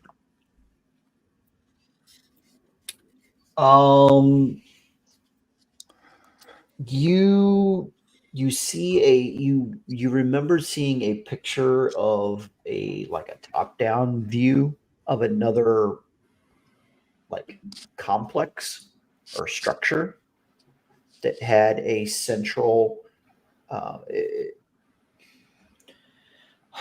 do I want to describe this? Think the Forbidden City in China. Mhm. That kind of structure. Does that look familiar to anybody here? Does that? No. Grom feels like we don't have enough information. I don't feel like we're in active danger, but I feel like something is wrong and we need to know more. We're not probably going to learn more at a small settlement. It's probably not wise for us just to take the 4-day trek to the capital. Would y'all be interested in going to the mid-size town possibly and seeing what we could suss out in a moderately populous area? The I'd love to. ramshackle village that we were talking about. Yeah, I do think we should take the people to the ramshackle village, Yes. and then yes, I'd love to see one of these towns. Maybe we can buy. Maybe when we go to the Ramshack village, we it's do called know Three that- Lights. I know the Three Lights village. They're awful. We were told by Tony that it is a stopping point for merchants. Maybe we can get a carriage and go by horse. We could try to cut that time down as much as possible. We do at least we can afford something small. I got tiny legs, so A carriage with what? A horse? a 4-legged creature, long neck. Equestrian even. So our plan is to go to Three Lights and then hopefully obtain a horse and buggy and go to Ceylon because that's the next city with a temple. Ceylon is the capital, but there's right. Tony, you mentioned there was a town that's like a mid-range town that I presume would still have possibly other temples, libraries, possibly some sources of information where we could maybe figure out what's, even if it's a morsel size of information is better than nothing. Having been in the area for a little while, talking with the people amongst you, back and forth, your mid-size city could possibly hold some information. It could hold within the libraries there. It will not hold as much information, most likely, as a large city like Cylon would. But it's There's only not to one say large that- city, though, right? There's not an alternative to Cylon. No, there's two. There's two. Oh, Cylon and the capital itself. Cylon is the capital. Thailand Oh, is my the bad. capital. and My bad. Knew that I should have had this pulled up. So give me 1 second because sorry. I thought there was only these one things- large city. If there's an alternate to the capital, There is, but it's a very long way away. Oh, Is the city named Sedan? Is it what? I'm sorry. The mid-sized city? Sedan. I got to pull. Sedan. My fucking god. We all took a second. It all took us all a second. You know what? That's enough D&D for me today, guys. I'm It was done for awesome. today. Thank if it's not, it needs to be changed immediately. I'm pronouncing it in Chinese. you. Better write that down because I'll forget it. I guarantee it. I hate you so much, but I love you so much. Where did I put? Oh, yeah, speaking of mortally wounded disaster victims, are the people we're carrying with us, are they like dying or anything? Like bleeding out, bone sticking out of the skin? I only grabbed the ones that looked like they could walk. I was only the alarm. I'm no longer carrying that guard child. I've woken him up and he can walk himself now. Also, I'm going to use minor illusion to make bubbles around Grim. Yes. I'm going to take the hammer and just start chasing the bubbles as a distraction. God. Most of the people who are with you are in pretty good repair. There are a few wounds. There's some scratches, some cuts, some bleeding, some burns, things of like that nature. I would have tried to get some minor medicine-y stuff. Just right. How is my young ward that I'm carrying? Your young one is doing fine. Kind of confused, not really knowing what's going on. Kind of cries time to time, but like not injured in like a trauma kind of way, like a way. Excuse me, sorry, I did that I right. asked her. Did Granny make it, or are we down to 25? I'm asking seriously. No, I think she's fine. Doing I fine. hope she's fine. I hope she's fine. Fingers crossed, fellas. Fingers crossed. So this is the other large city, and Zensho can help us with pronunciations. I suck at it. Fei Sui Shang. Yep. Chang. Fei Sui That Shang. is your other large city. So mid-size place is going to be this one right here. Copy.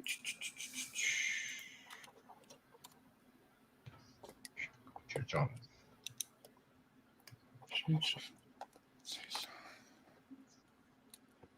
And we're exceptionally far away from that. You're exceptionally far away from the first one. From Cylon. You are equidistant from Cylon than you are to Shenghu Shishang. Say it again. One more time. Really, I said it really fast so that you couldn't understand. I could pronounce it in my English tongue and it would sound terrible, and all my Asian friends who are watching us would want to kick me in the face. Tell us the I translation. need to start doing Duolingo or Babbel so I can pronounce The things. translation in my head literally is the crossroads. Grom's instinct is, if I would like to think that it was only an hour to the Three Lights, we should be there. The people should be. Our wards should no longer be ours. Are we there? Yeah, you. Of course. Cool. So the In wards this are amount of talking, absolutely. Spent like 3 hours chasing bubbles. I got you.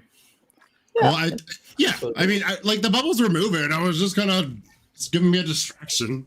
It's a good way to get. It's a good way to get the kids moving. There you go. Yeah, chase the bubbles. You gotta do what you gotta I would do. like to think that Rig and Rax were also going at the bubbles with me, but yeah, who's to say? Grom's instinct is in lieu of any obvious place to go, the obvious place to go is somewhere where we might learn something, because right now all we know is that Key was absolutely demolished by something that hated Bahamut very much. There is a temple to Bahamut at the capital, so maybe we shouldn't go where is an obvious target next. Should we not think about possibly warning these cities that something may be headed their way? If it seems likely that the temple will be the next target, then they should be warned in some manner. I kind of have a stupid question, and this is the Tony question. Is there a city that we know of that is kind of like what's the name of that city in Lord of the Rings? I think it's Gondor, when they light all the torches yeah, is there anything of like that effect where it's like a big epicenter where it could alarm a lot of people at once? So just in character, we could definitely go warn people, but we are dropping off a bunch of survivors at a merchant city, or a city where merchants we write go a letter and pay a messenger. Word of mouth will travel, I guess. But is there a fucking bonfire system that we can light and like fucking send the smoke signals? That would Fan be the lovely. flame? Like a I think that may be confusing, given that we don't really know who's attacking. Kind of a Paul Revere situation. Let's just get our carriage. We'll strap Riggs to the back of it, and he can scream, "The dragons are coming! The dragons are coming!" as we go. Look, that's why I said it was a stupid question, but I had to ask. No, it's not. I fucking love it. I think it's a very valid tie the question. bird to the cart and have it scream. There is currently no bonfire system, but there are plenty of merchants traveling to and from coming out of here that could definitely relay your message. Fair enough. Okay. Fair enough. Very fair. I just had to ask, Yeah. A little tickle in my bones. Totally fair to talk about the tickle in your bones. It's fine. I like it. The DM's not giving us that, but I like it. Mm-hmm. Do we have plans to stay in Three Light at all, or are we heading directly to our next destination? I would like to go to our next destination as fast as possible. I don't think this is something we should kind of dwell on. There's a bit of urgency to this. I think so. Do you not think so? I mean, he just landed here, so probably not. I am having difficulty understanding what defines urgent here and doesn't, but a destroyed city seems... It's quite urgent. Normal for us to have a city. I've been to many cities. I've yet to see one destroyed like this since my childhood. So it's been about 50 years for me since I last saw this happen. So it is fairly urgent, I believe. Cool. Having witnessed greater destruction than this, even in all fairness, we cannot build these 26 survivors a better city, so we probably should just get the hell out and do what we need to do. Yeah, I think they'll be fine. I'm sure they have family or relatives or acquaintances. Well, the family's probably dead, but they most likely. Thanks, Graham. Like really dead. Dead. Yep. Vanko, good luck. The next 1100 years, hopefully you will build a new inn. I tell Vanko again, your family's stonework, absolutely incredible. I know you'll do them proud when you build for the next 1100 years, and then I just slowly walk away. Yeah. You just watch. You destroyed this person. I will. The empathy, it's beautiful. It's so wonderful, you guys. Mm-hmm. I will. God, I don't even know what to say after that. You can't. I was gonna single say tear. I was single gonna say tear. something, and I was gonna try to comfort him, Back but away slowly. but I'm like, I will like put my hands on his shoulder and then tap, and then just like you will find your path, whatever it may be. Random question. Are we presuming Christoph dead, or should we be concerned why he was not in the city when it was destroyed? You have no idea. Yeah, we don't know. So, because we literally left the inn before he got there. He would have arrived. So Right. if he was on the road towards the inn, we wouldn't have had a chance to see him. If he was not there, not in the city at all, we wouldn't know. So Yeah, I still have bad feelings about him, so I'm kind of curious if we will run into him again. The moment we see, it's fine. Bad feelings will be assuredly handled. I have revenge to take up. A Tony question. Yes, sir. Do we find means of transportation that we can acquire in Three Lights, and what are they, and how long will it take us to get to the city that is the Crossroads City? Okay, Crossroads is 3 days travel. Okay. What was your question before that? Do we find a means of transportation that we can purchase or anything to shorten that? Let us consult the dice gods. dun, dun, dun. Dice gods say you find 2 ragged-ass horses and a turnip cart. Love it. Style. You know, beggars can't be choosers, guys. I'm fine with that. Rick thinks Does it one is of us need to style. take gold out of our inventory to buy this, or we just Put it in. You can put it in whoever's inventory you want, and it is given to you freely for your Rescue services. rescue services. Exactly. Does anybody have exceptional animal handling that wants 2 No. raggedy horses? I've got a +3. I also have a +3. I have a +4. +3. What are we talking about? Animal handling? I got a +2. So Zencho or Ty, one of y'all get Handle that animal. horses. Oh my god, I have the best animal handling. This is gonna go. What's Oh yours? fuck yeah! Fuck I yeah! have a 4.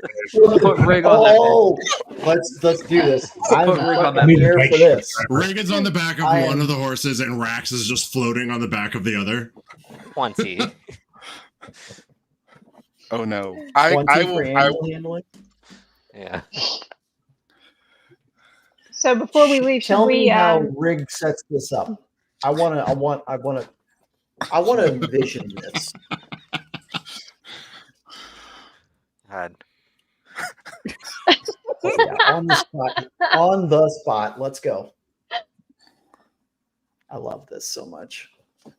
Rig will just go to everyone's packs while they're discussing this and pull out all of the rope and start tying it together, and then start saddling up the horses and tying it to the cart. Just a hodgepodge web of very tightly wound ropes. Like, ta-da, sturdy. You'll see Noct making notes in a book. That's That's the kicker. I just get in the turnip cart. If I could draw, if I was an artist, I would totally draw that scene. 3-foot That would lizard be badass. trying to tame. Lizard, I think that can and be a everybody season is standing recap. around them. I have Yes. to imagine one of I those think that can be a cheap season RC recap cars. commission, and we can just title the piece "Initiative Roll." Fuck this shit, or not initiative roll. What was that insight roll? Fuck this shit. It was insight check. Fuck this. Yeah, that'll be the title of the piece. You're welcome. I would chip in for that being commissioned. That would be entertaining. Yes. I have to imagine one of those cheap RC cars that they'll either go straight or it turns right. It's the only way you can go left just to go around in a couple circles. Yeah. Raggedy ass horses. A rope on one side of a horse. We're either going straight or we're going to the right. There's no left. There's no back. We're just. I feel like with Rig having the highest animal handling out of us, I think he should have the honor of naming our raggedy ass horses. Give me a moment. So As much, that's happening, so much silence from Rig and so much on spot right now. as that's happening, Grom's just going to get in the turnip cart. Like, pretty short. I got tiny little legs. Zincho can jump up there with me, but if she wants, run past us and yeah, I've got 25-foot walking speed, so I'm a hot my ass in the turnip cart.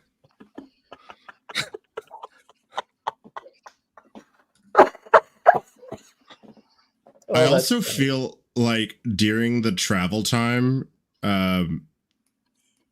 It's Roarse and Rex. What? What'd you say? Roarse and Rex. I love Roarse it. and Rex. Roarse and Rex. Roarse I love and it so Rex. much. Rex. Like Somebody the best write part that. of This makes me that happy. game. I'm writing it down. Those are our raggedy ass horses. I got Horse and you. Rex. Grum's gonna want to ask Rig to ask Rax if Rax has any familiarity with things like what the hell happened with my thrower. The glowing, the shockwave that saved me from the impact. Does Rax have any familiarity with weapons enchanted in such a manner? Rax does that all the time. Very normal to Rax. Rax make big sparks. That's the best part of Rax. We do love Rax. We all love that Rax. Noct is gonna Oh. lean over and Sweet Rex. is Rex the axe? Is that Yes. Yeah. Rax. Yeah. Yes. Rax is the axe. Mhm. Not to Yeah. be confused We'll with get to Rig. that one. Not to be Later. confused with Rex, which is the horse, Which is Yeah. the horse. Yes. or Roarse, which is the other horse. Right. And Yeah, Riggs was Xbox, the the horse person, does not? And Yeah. Rig is the horse cobalt. tamer and the holder of Rax. Right. So before we head out on our raggedy ass horses, are we going to take a few minutes to spread the word amongst the traveling merchants that I feel like the dragons are townspeople will do coming? that. I think we don't necessarily need. I mean, like, if anything, I can pull out my quill and write a small letter and pay a messenger to get word to Cylon if we really need to. But there's 28, I guess, survivors, and they've been in the middle of our conversation for the past hour. In the middle of this conversation, you hear this tiny little voice. Zencho? Yes. Zencho, we go now? Yeah, we're gonna go. Oh no! You stay close to me, okay? Hey, Uh-oh. kid. Oh. Okay. Okay, wait. Oh no! Why do we have Guys, to this is Mia. Oh. Mia has a little makeshift obi wrapped around her waist, and she has my wakizashi tucked into it. My smaller sword. This kid's gonna fucking die. Oh, What's I don't this? want this responsibility, yo. Reese is gonna kind of chime up and be like, "What's this doing here?"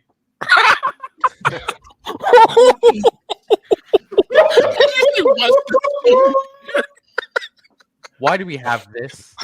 In response to that, Grom's just gonna say, "It's great to meet you. Do you want to ride in the cart with me?" God damn it! Yeah, she'll be with me. Zero wants nothing to do with this at Fucking all. hate kid. No. So to be clear, Zencho is with child. I guess. No, the Affirmative. little girl who was wandering around by herself in the disaster. Okay, so Mia is. I did not drop her off when we stopped. How old is Mia? 4. She's Fuck. What Fucking species is Mia? I would presume human. Cool. Human child. And she's carrying your sword. Yeah, a small one. Has she expressed any proficiency with the sword? She is She's 4 years four.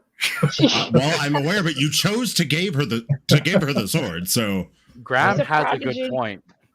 She's Like- a prodigy. just curious what inspired you to We had a delegate your conversation. sword to the child. A really important conversation, I bet. I give her the sword so that she feels safe. Aw. Is it not customary to arm children? No. No. No. I was an armed child, but then again, everyone else was dead. Yes, I was an I armed don't child need- as well. I I was don't an need to armed be- child. I had 2 of them. So it is And we all grew up customary. fine. It is customary some places to arm children. Though. One time when I was a child, I stole an arm. Yeah, we were all armed children, and look at us. We're doing fine. I'm sure Mia will be great. Oh, this is good. I wouldn't use that word "great" to describe our child. We don't know yet. Mia could be anything. Do we need to on our trip here? Do we need to sit down and talk about childhoods? Is this? No, There seems to be a we lot in don't. common here. Absolutely not.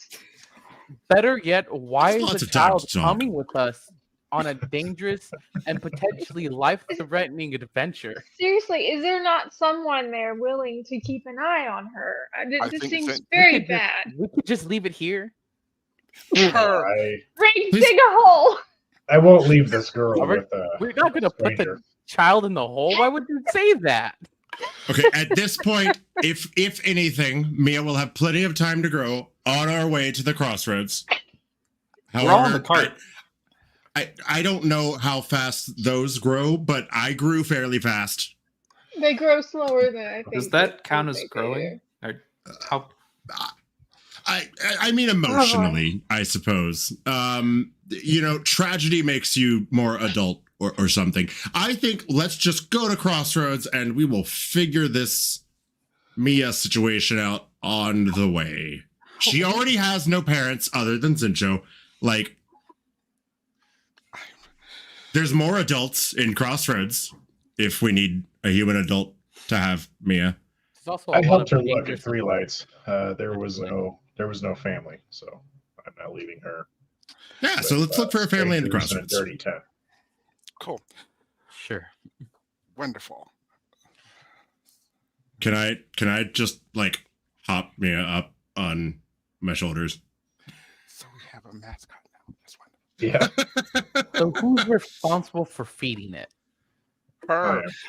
All right, little Ray She's is so an special. animal handling. Does she have good? Did you? I think that since Grom is still grieving the loss of his mouse, perhaps it would be Oh yeah, no, kind I'm gonna for him teach this to child to have- hunt. On our No, travels to Crossroads, no, I'm teaching this no. child to hunt. I heard what happened to that mouse. I don't want him to have another. And I'm going to companion. kill the person responsible for that. I'm going to teach this child to hunt. The child has a sword already. It's only proper the child learns to hunt. That's I just don't want the wonderful. child to get squished by a giant book. Is all I'm saying. Well, I will murder don't the think person she that can does that if squeeze it under a happens. door, so we've got that going for us. So There we go. I think we should go. So we go. God. Flippity I clop, love this if I found Flippity clop. interesting people. flippity clop as you go Do you have down any the road. coconuts? Right?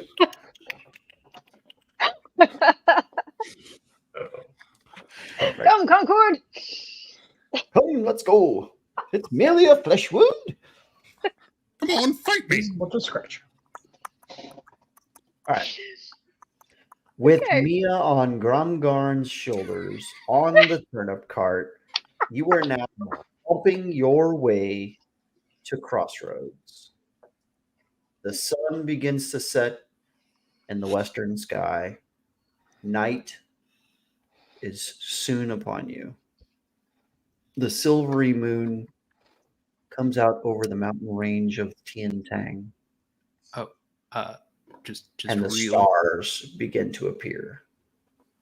real quick as night gets closer, if anybody were to look at Noct, his skin goes from that blue to a more translucent tone, almost see-through, as it bleeds with the same picture of the night sky. As long That's as he cool. doesn't disappear back into it. Not yet. That's one. Okay. Knock, how long have you done that? That's cool. What? The skin, it looks different now. Yours doesn't change with the day night? Never has. It hasn't yet. That's a shame. It is. Is that common for people from? It's the best time of the day. Understood. Night. Mm, Mia, does your skin's normal? Leave Maybe. me out of this, please. maybe goodness. not.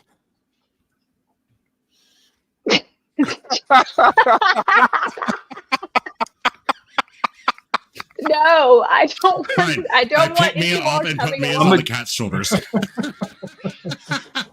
No more small children, please. Yeah, Okay. I would second that. No more children. No more. I mean, you're already down the road, so So, all child, you guys have done something very interesting. I'll find a child in Crossroads. Ugh. that sounds awful. Oh, it It does. does. Yeah. It really does. Sorry. Phrasing. Yeah. Phrasing. Whoops. Okay, moving along down the road. So as we're heading, I guess it's the sun is setting, and as night starts falling, we're not going.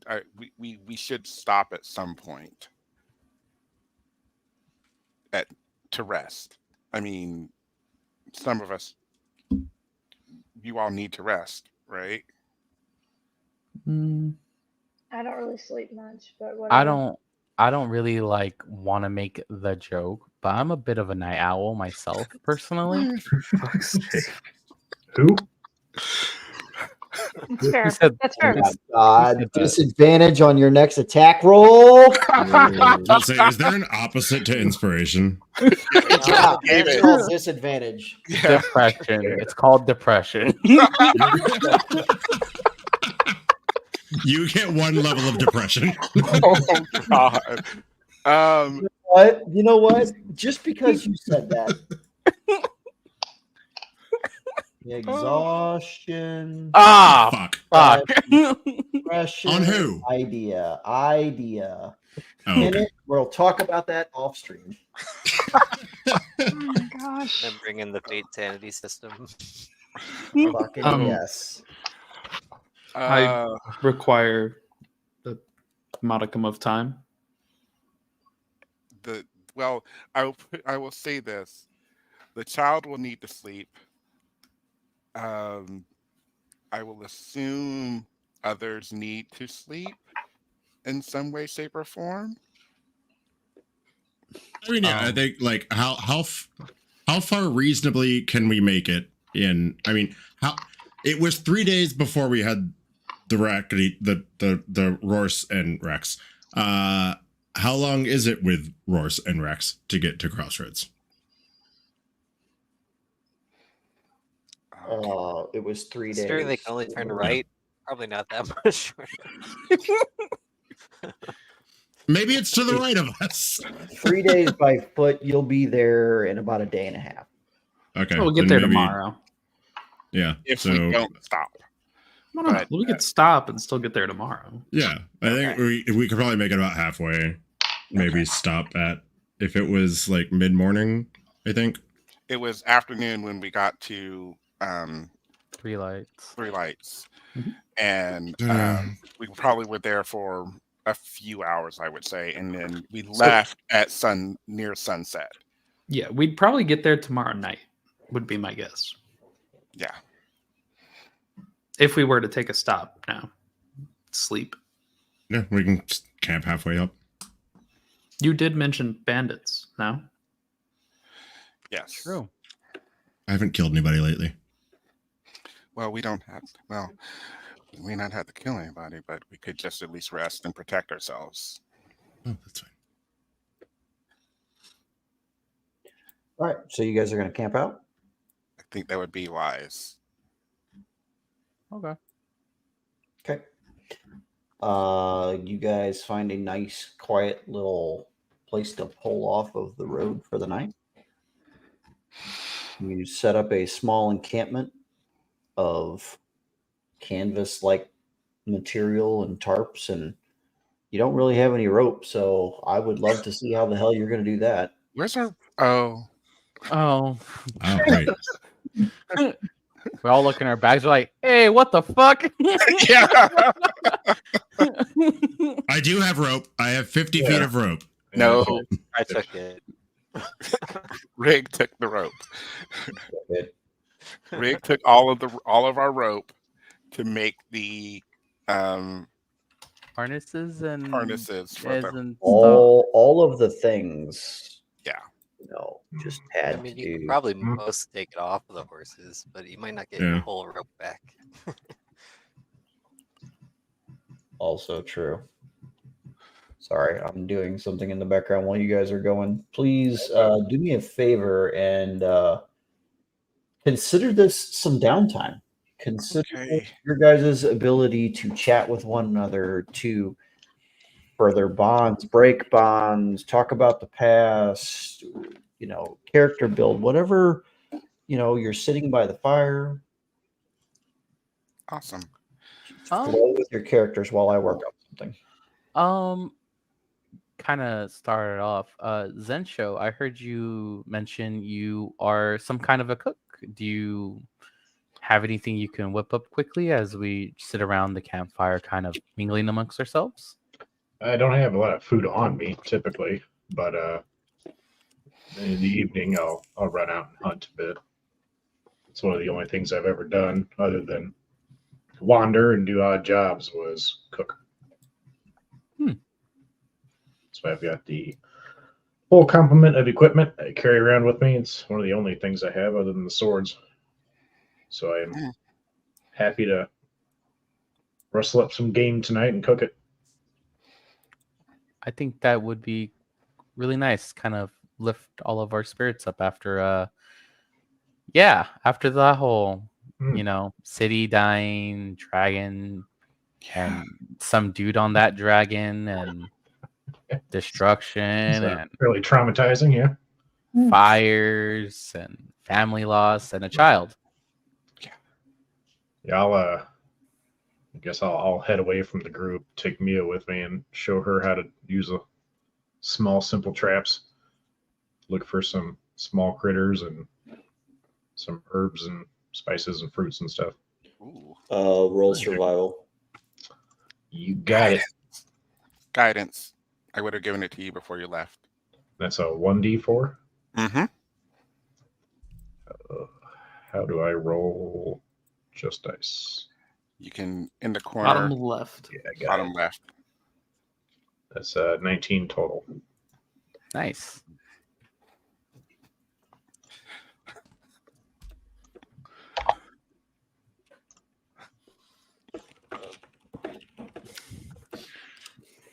Don't shake your head at me, Ty. You know you're right there with me. Mhm.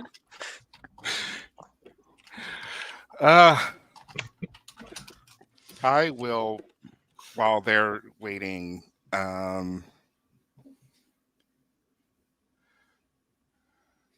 Okay. Ty will take a book out of his bag. It's just a simple kind of prayer book. I think that's what, yeah. And just start thumbing through it. Prazera waits until Ty opens the book and then sits down next to him and asks if he would please read to her. Oh, sure. Oh, okay. That's gonna.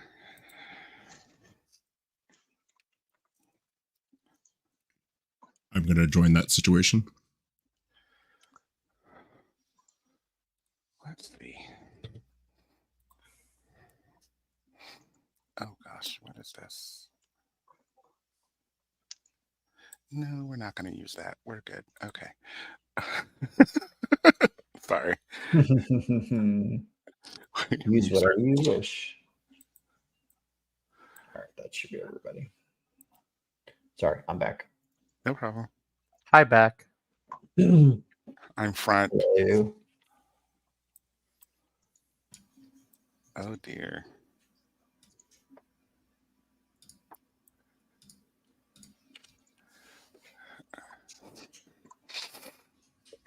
We can use this one. We'll use this a little bit. Sure. Saw. I shall give thanks to you with my whole heart. I will speak of all your marvelous works. I will be glad and rejoice in you. Indeed, my songs will sing of your name on Most High.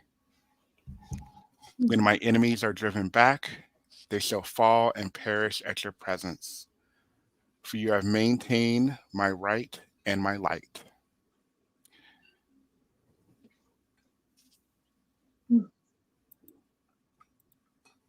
Just a little paraphrasing of a psalm, but that's okay.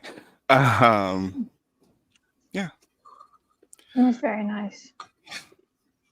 What's Just a that? little daily. This is a book of prayers that I carry with me to my God. Did you happen to bring What's any that? smut? What was that, Prazera? Did you happen to bring any smut along? What? It's a complicated story. I I guess we have time for it though. Ty, would you like to? Like, Did we ever make it to that smut bookstore? We didn't. That's where we were No. heading. Oh. But like the minute like Brazier like changes the gears, the face of Ty just like stones for a second and then blushes red, which is weird because he's black. But it's there. It's canon now. Yep, he blushes. Ty definitely blushes. Prazera Oh, pats herself Ty's on the skin back. does change colors. It's like Yeah. knocked, but Yeah. that's interesting. Yeah. Very interesting. No, I didn't. We didn't get any. We didn't have time. I was hoping maybe you'd smuggled some out from the From scribe's Christoph's? house. No, Yeah. no. Well, let's tell. Why don't we tell that story since our friends, none of our friends know this. What's a smut? Knock. You will find out in a moment as I tell the story. So it begins with a mouse. Yes, begins actually, with a I guess it does It kind of does. It kind of Yeah. does begin with a mouse. So we were tasked, the three of us, Brazira, Graham, and I, were tasked with a humiliation tactic to try to find something on this person, Christoph, to humiliate him in some fashion. The Bonko was very insistent in make this person pay or whatever. Anyway, so we followed him to his home, and our original thought was Graham had his familiar, a wonderful tiny little mouse You ball. stole my bacon. I've never forgiven it. Did not do that. That ball. And the idea was to have ball like slip under the door and go in, and he could see through his eyes, and we could figure some stuff out and like be very sneaky and tactful and all that stuff. That was a grand idea. That was a great idea. Until it wasn't. The mouse did not do really well getting through the door, and I forgot to take his armor off. It was a whole thing. situation. So Christoph saw it and smashed it with the book. Mhm. So and it's a mouse, so it died. Which is why Graham is so hurt and will continue to be hurt until he retaliates against Christoph, which hopefully will mean never, because Christoph might be dead. With that being said, we all, me and Prazira, tried to find another way to get into this man's home, which essentially led to us We knew that one of us was going to have to seduce him. We just wasn't sure which one he preferred initially. To be clear, you sent a rodent into someone's dwelling and then heard a noise or heard that something had happened, and then you broke into said dwelling. And No, he let us in. He let us in. We knocked. We did knock. Very politely. Knocked. We knocked. And we were able to get in. We were invited in. There, that's the thing that's missing. So smut includes the murder of rodents and then abduction. No. I did read a book once, but it wasn't very pleasant. Not a bestseller. That's a little more obscure. That's on the obscure. We heard he had a wonderful collection of unusual erotica. Erotic fiction. Smut is erotic fiction. Pornographic. I'm trying to find a word that would. Sex. Yeah. There be sex. Sexual nature. Yes. Writings of sexual nature. And this was of interest to you. Yes. Oh, sorry. I'm sorry. I'm speaking only for myself. I apologize. It was of interest to Priz, and it seemed like a good idea to potentially have something on him, as Christoph's library was extensive and alphabetized. He was very pristine, and it seemed very. I need to not look at the chat. He was quite enthusiastic about our interest in his collection, and particularly when I expressed interest in his collection. So we were talking about that, and we were looking to potentially find something that I tried to see if he had something that he really wanted to enjoy, which meant he left. He went up the stairs, which is where we then found a journal that was quite different. Quite different from everything else there. It was not a journal of like a diary. It wasn't anything along those lines, but it was a different kind of journal, and it was quite incriminating in some ways. With that, we had mostly what we were looking for, so we decided to leave. We took a little too long, and he followed after us. So to prevent him from finding that what we had found, I kissed him to calm him down, to go upstairs to see his collection and potentially to help find more information, which I did, along with engaging in some fun times with him privately, intimately, for hours. I see. I'll make a note in his notebook. Why are you noting this? I've learned so much about you, Ty. I really, really think this is you gave a great effort for the team. He's very brave. We should all applaud him for that. Thank you. As he's writing, you'll hear. I think it was something to that effect or that sound. Yes.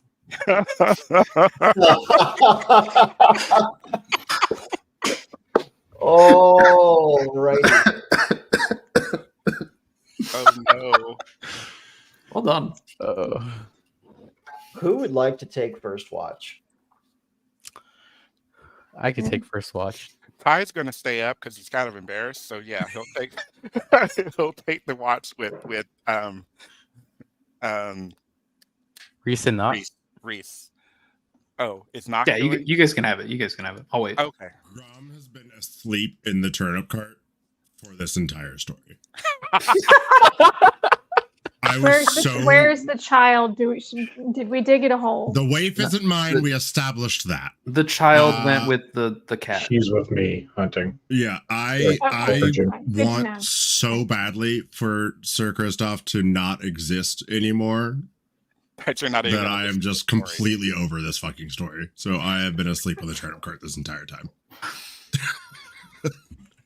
That's fair. So first watch is not me. Well, I'll probably that's wake totally up in fair. like 4 hours because I've already been asleep.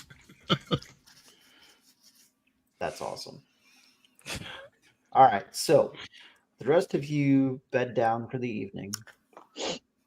Reese- One more interesting thing, because I got to get all this out of the way now, so I can never say it again. The scars in Nox's skin all dim out and disappear as he lays down.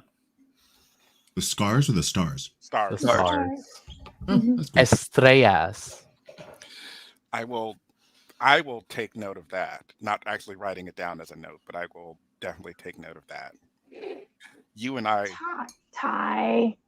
he and I are there's going to be something wrong. Like Ty. Something wrong.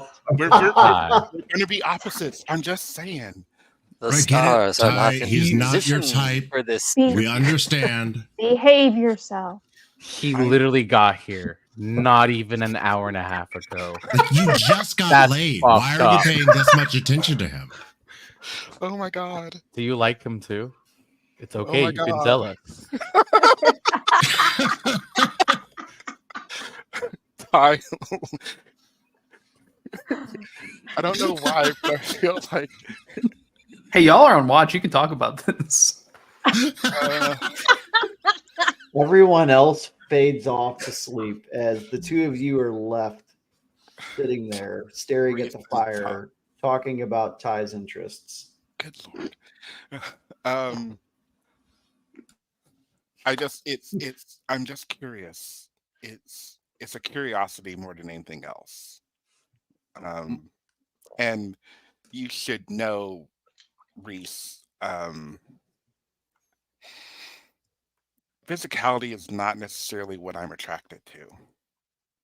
It's people's lights,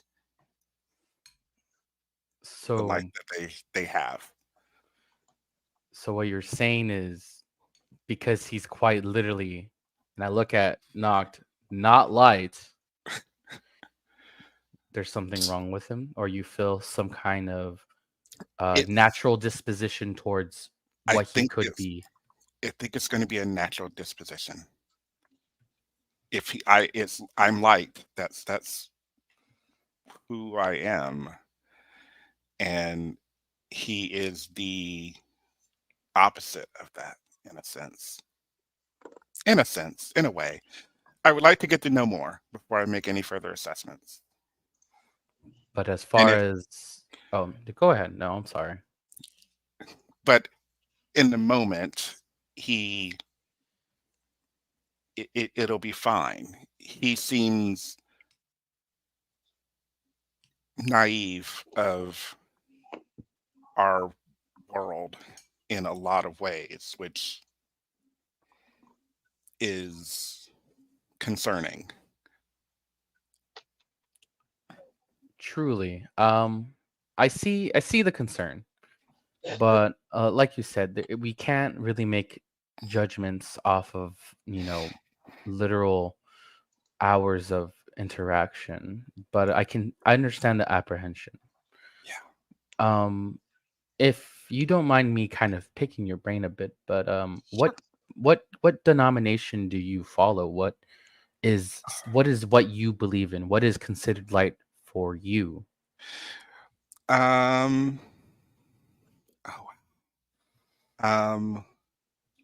question. Yeah. So it's odd. The god I serve is Fazai. But they are not a god of light, goddess of light. She is a god of knowledge. So to me, light is the insight of your mind, the brightness of your soul. That's what I follow. It's a very interesting dichotomy. Um, my abilities seem to come from her, but it's not necessarily would not necessarily be in her domain normally. So I don't know. That's where, but light has been very important to me, and the sun and fire are the things I, trust and believe in. Yeah. Shining a light through the darkness. Be a light in the darkness. It's a very beautiful answer, Ty. I was gonna follow up with something, maybe even a little bit more deeper than that, but I don't think it would be appropriate for now. I think it'll call a lot of things into question, and we don't really need that. We kind of need that mental stealing right now for the task ahead. Fair. But I very much appreciate you even opening up that much bit, because it seems to be very personal and very close to you. Absolutely. Do you have any doubts of what could become of us as a party, and what the future holds? Because I mean, even for the best hero of legend, this isn't a small undertaking. This is something even bigger than probably this entire country. Hmm. I don't have doubts yet, but as you said, we're new. We're newly formed. We don't even really know each other enough to fully make. I don't know us well enough to make decisions on how capable we could be. We've seen each other in brief passings. Um, I do feel we have the capacity to protect. Um, this will be big. This will be um, rough, I think. Um, but I also believe that with more information, we might be able to find the right path. I agree wholeheartedly. I guess as much I'm sure you love talking about yourself. Any questions? Is there any question of for me that you've had any kind of I haven't Well, done much or have shown any well, distrust, but do you have any concerns? I have. I don't know. You're my first ever meeting of an owling. Oh, Owlin. well, I've hello, not. I'm an Alan. um, I've read of you. I know of your species. But where do you come from? Where were you? Um, and what brought you into the company of these others? Hmm. I wouldn't say I am any kind of person that holds secrets, but of my origin and where I come from, I'm going to hold close to myself. Kind of keep that a little hidden. It will come to light eventually, but as for now, it will It stay always hidden. does. Yeah, well, you know, eventually the truth will come to light. It always Bu- does. All But right. what truly brought me here is the promise of gaining something great for doing what we're doing now, the tasks we've been given. We were promised great things, and truly that is probably a very greedy and selfish thing that I want, that I truly desire, is to get to that goal so that I do receive what I was promised. Mm. I've turned at first I turned not a blind eye, but I've turned around in my ways of wanting seclusion from people and wanting to not deal with the responsibility of being in a party. But again, power is greater in numbers, and what I seek is great to me. So I think it's well worth the risk and possibilities of things to happen. It said the greater the risk, the greater the reward sometimes. So maybe that's what you're following. Um, you could say that, definitely. Mhm.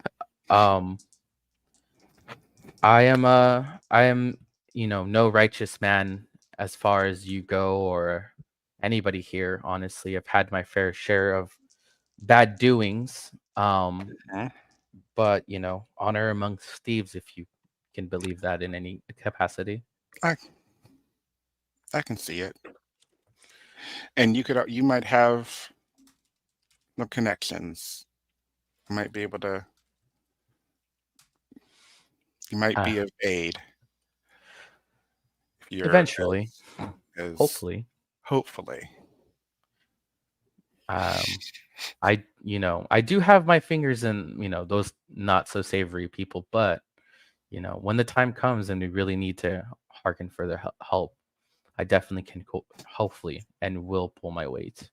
I intend not to disappoint anybody here, truthfully. And I don't think you will. I appreciate that. About Well, this time, Noct wakes up from his 4 hours of namaste. Well, good. Well, middle of the evening. Knocked. Did you have a good watch? It was a good watch. Nothing stirred, nothing too crazy. And the lights will blink back in when he. That's what I was wondering. I was literally looking like. They seem a little bit brighter than before. Noct, do you feel kind of energized, or you feel a little bit better having a little bit of sleep or rest? Yes, I feel better after resting. You're very peculiar. You are interesting. I'm the same about everybody here. Yeah, that's very fair, but you hit a different kind of chord. I don't mean to, be really rude about it, but what are you? What is of your people? Who are you? What's inside? What makes you you? I don't. What do you mean? My people, I suppose, look like me and not like you, but that's fair. But I guess to put it plainly, what do you call your people? Like, I'm an Owlin, and or Rig is well Rig, and well, we merely refer to ourselves as elves, but that's mostly to differentiate from other creatures and monstrosities. You are definitely an interesting one. I want to make a roll before I go to sleep. Because I'm. What kind of roll would you like to make? Have I seen Attack. anything? No. have I seen anything like Knocked? From the skin changing to Oh, and when he mentions that he's an elf, that like strikes something with me because I'm also an elf and I know Prazira's half elf. when he does say that he's an elf, he'll take his hood and push it down, and you'll be able to see like the pointed ears, and he has this like luminescent white hair that flows down. And as he takes the hood down, you'll see they there are two horns that come out from the top of his head, but they're ethereal almost, like they didn't contact with the hood. Yeah. What the fuck is that? Can I, can I can I also roll for what the fuck is that? I mean, working with a lot of people, you see a lot of hands, and there's a lot of dealings across the And- board for every species. But I have also seen something maybe close to it. Hey Roll Tony, a d20, and we're gonna no. Go ahead. Are you sending me a message? yeah, All right, hold on. Is smashing his keyboards like yeah.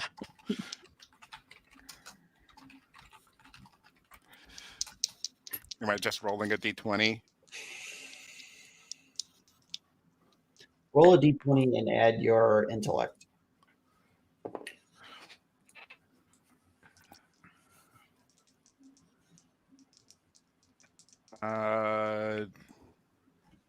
Dirty 20.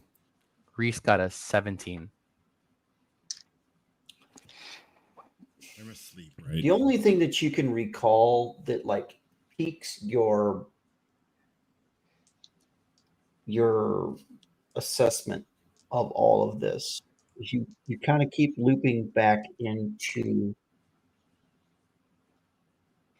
these monstrosity of entities, these like gargantuan monsters, like almost beyond recognition of what could be a potential possibility. And the only place that you can think of that anything like that occurs that loops into similar ish aspects of Noct is things that come from the astral plane, like a dreadnought.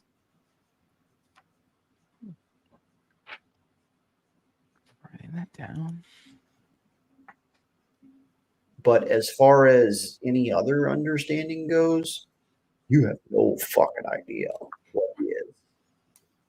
So right now, to us, he is in like an anomaly. We have never seen this before. He is a blip in the system. As a being from this world and plane of existence, you have no fucking clue, have ever heard of, seen not one thing that looks like Noct, ever. Great. That's gonna What a what a awesome thing to have. Um, what a great note to leave on while I go to bed. It is a pleasure talking with you, Noct. You keep watch over the party. I'm gonna go trance. Have a good one. enjoy your rest. Um, I'm gonna try. Good night, Ty and Noct, please. I appreciate you, and I will go to sleep also somewhere.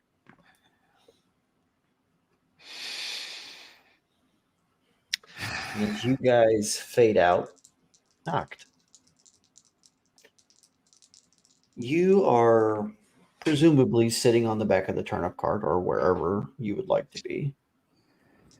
And you're just turn your gaze upwards towards the heavens. And you watch a lazy shooting star go by. And you watch a few more as time passes, and you can't help but think of home and how you just see an endless array of them anytime you wish when you're home. You just sail by one at a time. And you probably sit there for maybe an hour, maybe an hour and a half. You watch everybody else sleep peacefully, quietly. You watch as Zensho and Mia return from hunting. I was gonna say. She's carrying some kind of furry creature by the back legs, and she's just got this big wide ass smile on her face. And she's holding the little short sword in the other side, and it's got like dried blood on it. And she's just like, she wants to scream so bad, but everybody's asleep, and she climbs up into the back of the turnip cart. And Zensho, if I may have leverage, just kind of curls into a little half moon shape, and she just kind of like snuggles into him. Like a travel pillow. Yeah, just passes out.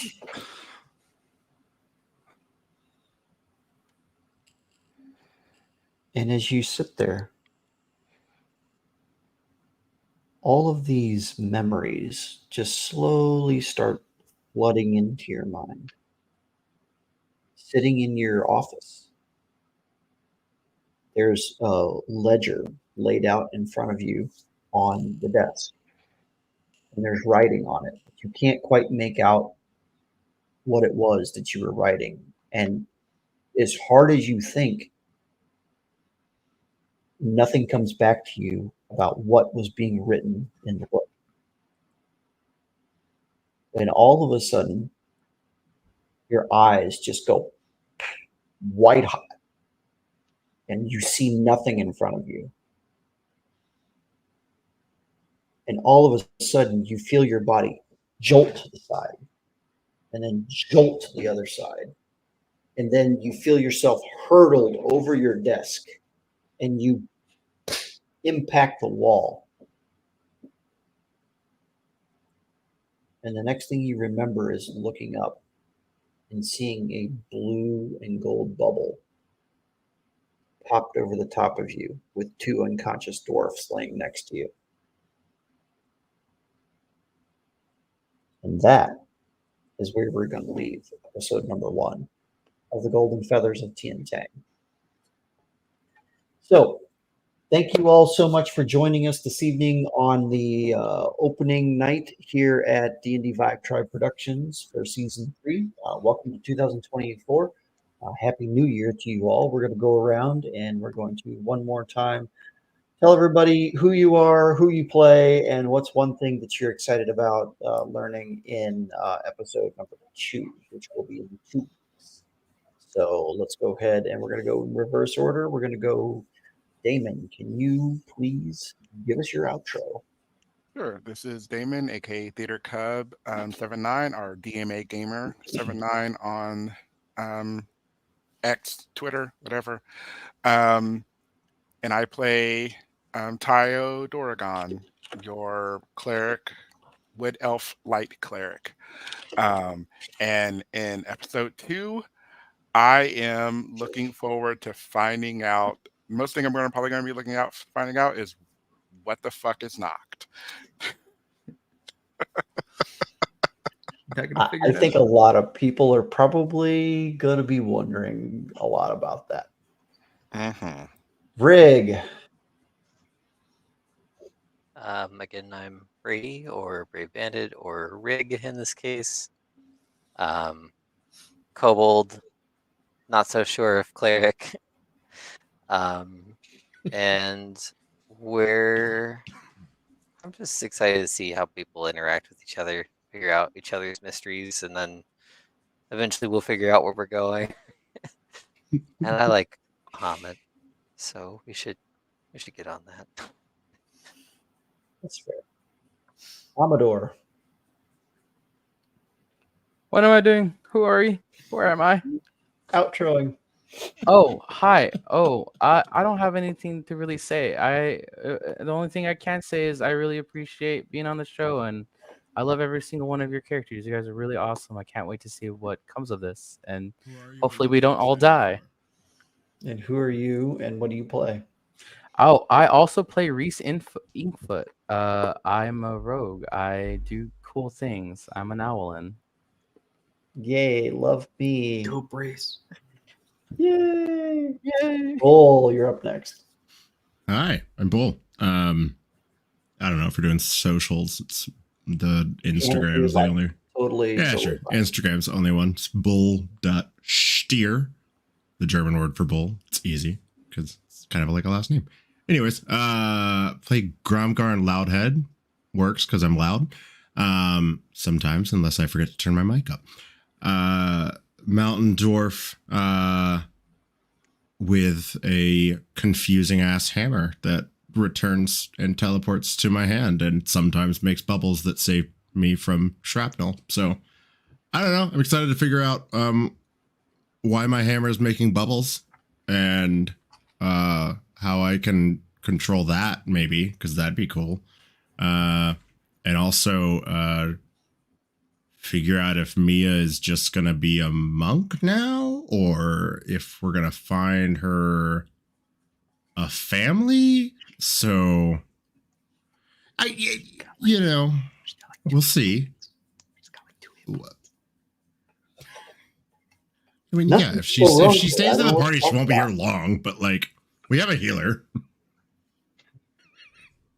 She's got like 2 hit points. I'm just saying. Ray might be a healer. He doesn't know. I'm just saying she's got like 2 hit points. There ain't nothing to heal.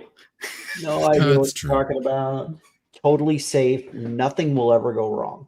She's not here for a long time. But she is here for killing rabbits or something. She's here for killing rabbits. Hey, I am Dakota Orishiro. I'm playing Noct, the elf wizard. That's all we're going to say about that. I'm super excited next session to get some time in with some of the other characters I didn't get to interact much with today. Yeah, I hope somebody wakes up and joins me on guard duty that I didn't get to hang out with much. We could definitely explore that for sure. Prazira.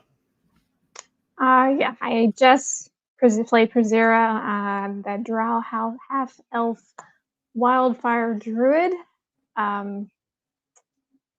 I think for Prazira, I would like to see, given her tragic history, she's got a lot to prove. She wants to possibly protect some people from what we've just gone through, but at the same time, eventually make some actual connections with people. So that's what I'm hoping for. Awesome. And last but not least, Zencho. Hi, I'm Troy. I play Zencho, Tabaxi Monk, father of one. And I'm looking forward to our DM struggle to decide how to kill a child. I hate you so much, and I already gave you away. time will tell. Time, you know what? Time will tell what happens to Mia, whether it's good, bad, or indifferent. Maybe people in the chat will have to help us do some polls or something to figure some things out. You know what? If you're watching this on VOD or if you're watching right now, you could always send us suggestions in the chat.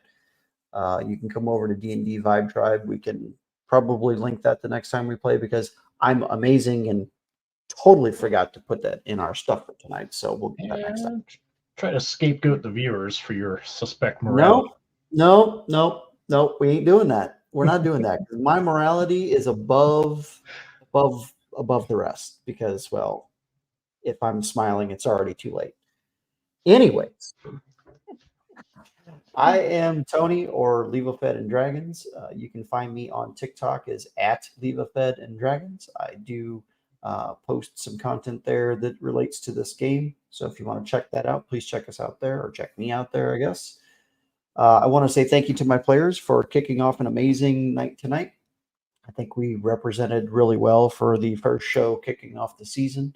If you're in any other shows, I wish you well and hope you have a lot of fun. Or if you're running a show, I hope you have a lot of fun this season.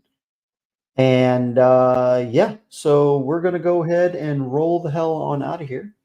If all my party members who have done what I've asked them to would mute up for me, that would be great.